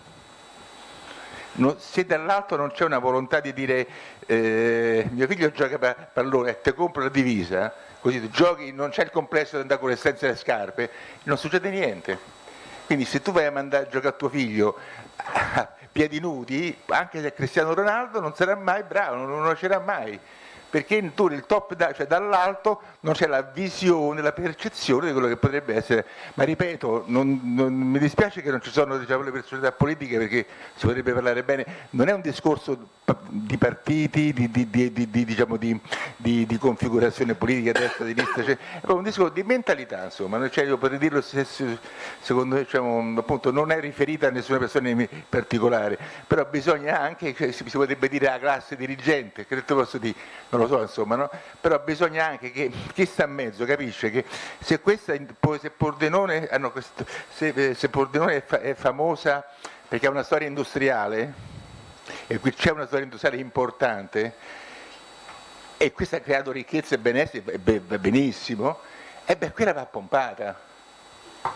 Cioè, non è l'economia che crea il design, è il design che crea l'economia. Questo vi deve essere chiaro, perché se pensate basta mettere nel portafoglio, non è così. Quindi insomma, ecco, sono contentissimo perché avete visto quello che può succedere da zero, perché sono partiti da zero loro. Capito? Scusate, che poi ci tenevo a piccolo sfogo, ma... Grazie. Abbiamo qualche minuto prima di fare il... May I say something? I want to say that thank you, because you are right. But it's always a vision of politicians And every time it's very fragile. Yeah. We are very lucky with Michel Thiollier. At a certain time, he had this vision, but also he spent a lot of money, and he lost, the next election, and and each time you have elections, you have to restart to explain, and even to be a design city, to be a UNESCO design city, when it's the mayor is not accepting because it's the former mayor, and it exists everywhere. In Japan, I can say in the network it's the same. We had it's very, very difficult to make it understandable because we choose design because it was related with our history, with our DNA of industrial city. But we could choose also maybe theater or music or whatever. But this is one aspect, but it's more wide. It's a creative industry at large, we are promoting. So this is important to have, good politicians. Yeah. And I send you, I heard that this morning the people said that, but as usual, they are not in the room, but it's the same in France and whatever. They are not following because they are busy. But I hope that you can report about what was said, and I think you have this opportunity with 2027 Italian Capital of Culture. Best wishes. Thank you. Thank you. Yes, but I think that there is a political commitment, as we have seen this morning. Se non ci sono domande, very short please, una domanda? Cioè, più che una domanda, è una condivisione, sì. Cioè quello che ha detto il professor Marinelli e quello che ha detto la professoressa. Ci vuole innanzitutto visione. Servono risorse economiche? Sì, ma alla base serve progettualità. Noi facciamo parte dell'Unione Europea. L'Unione Europea ha messo a disposizione molti fondi per la coesione, bandi diretti, Horizon 2020 e tutto ciò che è a venire. Ma se non c'è progettualità e capacità di mettersi insieme l'Italia con la Francia, con la Slovenia e portare a casa progetti e fondi, non si fa niente. Però bisogna avere conoscenza dell'Europa, non denigrare l'Europa per le cose negative e non aver mai apprezzato, soprattutto il Paese Italia, ve lo dico perché ho fatto solo 18 anni su e giù da Bruxelles, l'Italia non ha mai saputo sfruttare al massimo queste opportunità. Usiamo questa provocazione del professore perché il Comune di Pordenone, il territorio, che comunque riteniamoci fortunati, siamo diventati capitale della cultura, ma non è abbastanza avanti, bisogna fare altro, cogliere queste opportunità e sfruttare quello che l'Unione Europea ci mette a disposizione prima che ci tolgano anche quei fondi che noi non abbiamo saputo sfruttare. La Francia li ha sfruttati, la Spagna li ha sfruttati, l'Irlanda ha fatto delle strade con i fondi che noi abbiamo perso, eccetera, eccetera. Ecco, quindi io penso che la società civile deve darsi da fare. Non solo i politici vanno provocati e spinti. Grazie. Bene, Zoran volevi... Professor Djukanovic, very short comment, please. Very short, but I can't be short, I'm the food is waiting for us. Okay, I will do my best, because very I know short. That pranzo is on the top of, I know that Italian time is now being, mangia, top down and bottom up, two things. Mm-hmm. Why we think that we need it at all? What does it mean bottom up? What does it mean top down? I like to use the metaphor of making the fire. If you want to make the fire, you put the wood, cow, top down. You pick the branches and put down, and after that you have to go down and blow in the fire to make a fire. And we have a fire, and it will be warm. But usually I'm doing this by my own. There is no top down, there is no bottom up. I go to make a wood, put the branches and blow down. I am the only who is doing this. Why we need it? And this is exactly what Castell speak in raptura. What does it mean, raptura? You saw this cover page of the book is bigger, rapture, and cut it horizontal on the upper piece of the raptura and lower piece of the raptura, which means that we are divided from the government. We are citizens. And government, who is government? The gods, kings, divine people, untouchable people. Who are they? But they are us. They are citizens of the city. Why this raptura exists? This is the problem that Manuel Castells as well Žižek are discussing in their books. This is not true, actually. This is not democracy anymore. I don't know if it is fascism, like Žižek said, but he said that we have a coin with two pieces, avers and revers, and fascism and liberal economy is actually the two sides of the same coin. We are divided as citizens without any reason. Look, I can't be mayor of Pordenone, but because I'm not living here. But there is many people, ordinary people here who are sitting as citizens of Pordenone. Tomorrow, I tell it always to my students, why I'm speaking to you about participation, about bottom-up, about top-down, because somebody of you tomorrow will be mayor of this city. Somebody of you, because there is future. Somebody of you tomorrow will be minister of something, maybe president of the state, maybe president of European Union. Not possible because we are not part of European Union. But probably, maybe we will be for a few centuries, never mind. But what is the problem? When you stand on the top of it, you are above this crack, you know, and again, you are starting to behave like a king. But you are not king, motherfucker. You are citizens like I am. We are all the same. We'll elect you. We vote for you. And you are one of us. Why you are acting like this? Because the system is obliged him to be a king.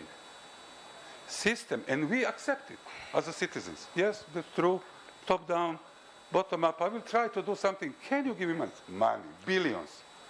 To whom those billions belongs? In democracy, those billions belong to us, citizens. We have to be asked for that. This is not natural for democracy. Public. What does it mean, public? Do you know who invented public? Ancient Greek.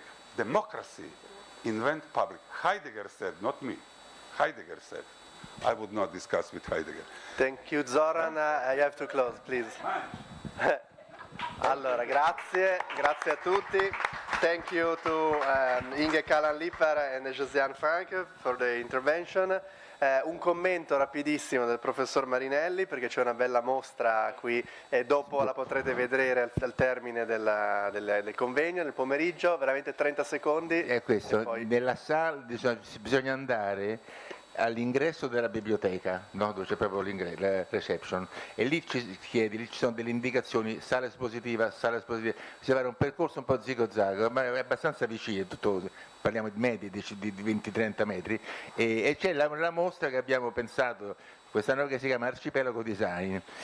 Si mostra Arcipelago Design perché la parola, il nome stesso lo dice, è una mostra che focalizza alcuni aspetti della società contemporanea in cui il design ha implicato mani e piedi, no? Quindi diciamo, sai, le mostre si fanno, il design italiano negli anni 40, boom, 300 pannelli, ed è un modo di vedere uno o due curatori. Invece noi abbiamo scelto di seguire proprio la frammentazione della società, sia industriale che sociologica, e abbiamo affidato ai nostri diciamo, esperti alcuni temi, come evolve l'impresa, il biodesign, l'intelligenza artificiale, gli spazi urbani, gli spazi domestici. Sono piccole temi e diciamo appunto, ecco, stante alle nostre condizioni economiche, noi siamo ricchissimi, deve essere molto chiaro, noi facciamo tutto questo per hobby, non abbiamo problemi di soldi, però proprio diciamo, sono effettivamente un po' limitate da questo aspetto, però vi consiglio di andarla a vedere, che è molto molto interessante. Ingresso della biblioteca, poi si fa un piccolo destra-sinistra e c'è questa sala molto bella, abbastanza grande, con la mostra. Grazie, scusate. Bene, grazie, quindi vi invito anch'io a visitare questa mostra anche al termine del pomeriggio quando finiremo i lavori. Per il momento ci troviamo tutti qui fuori per un lunch e alle 2:15, 2:20 massimo ci ritroviamo qui per proseguire i lavori sul tema del digitale e dell'intelligenza artificiale. Grazie a tutti e a più tardi.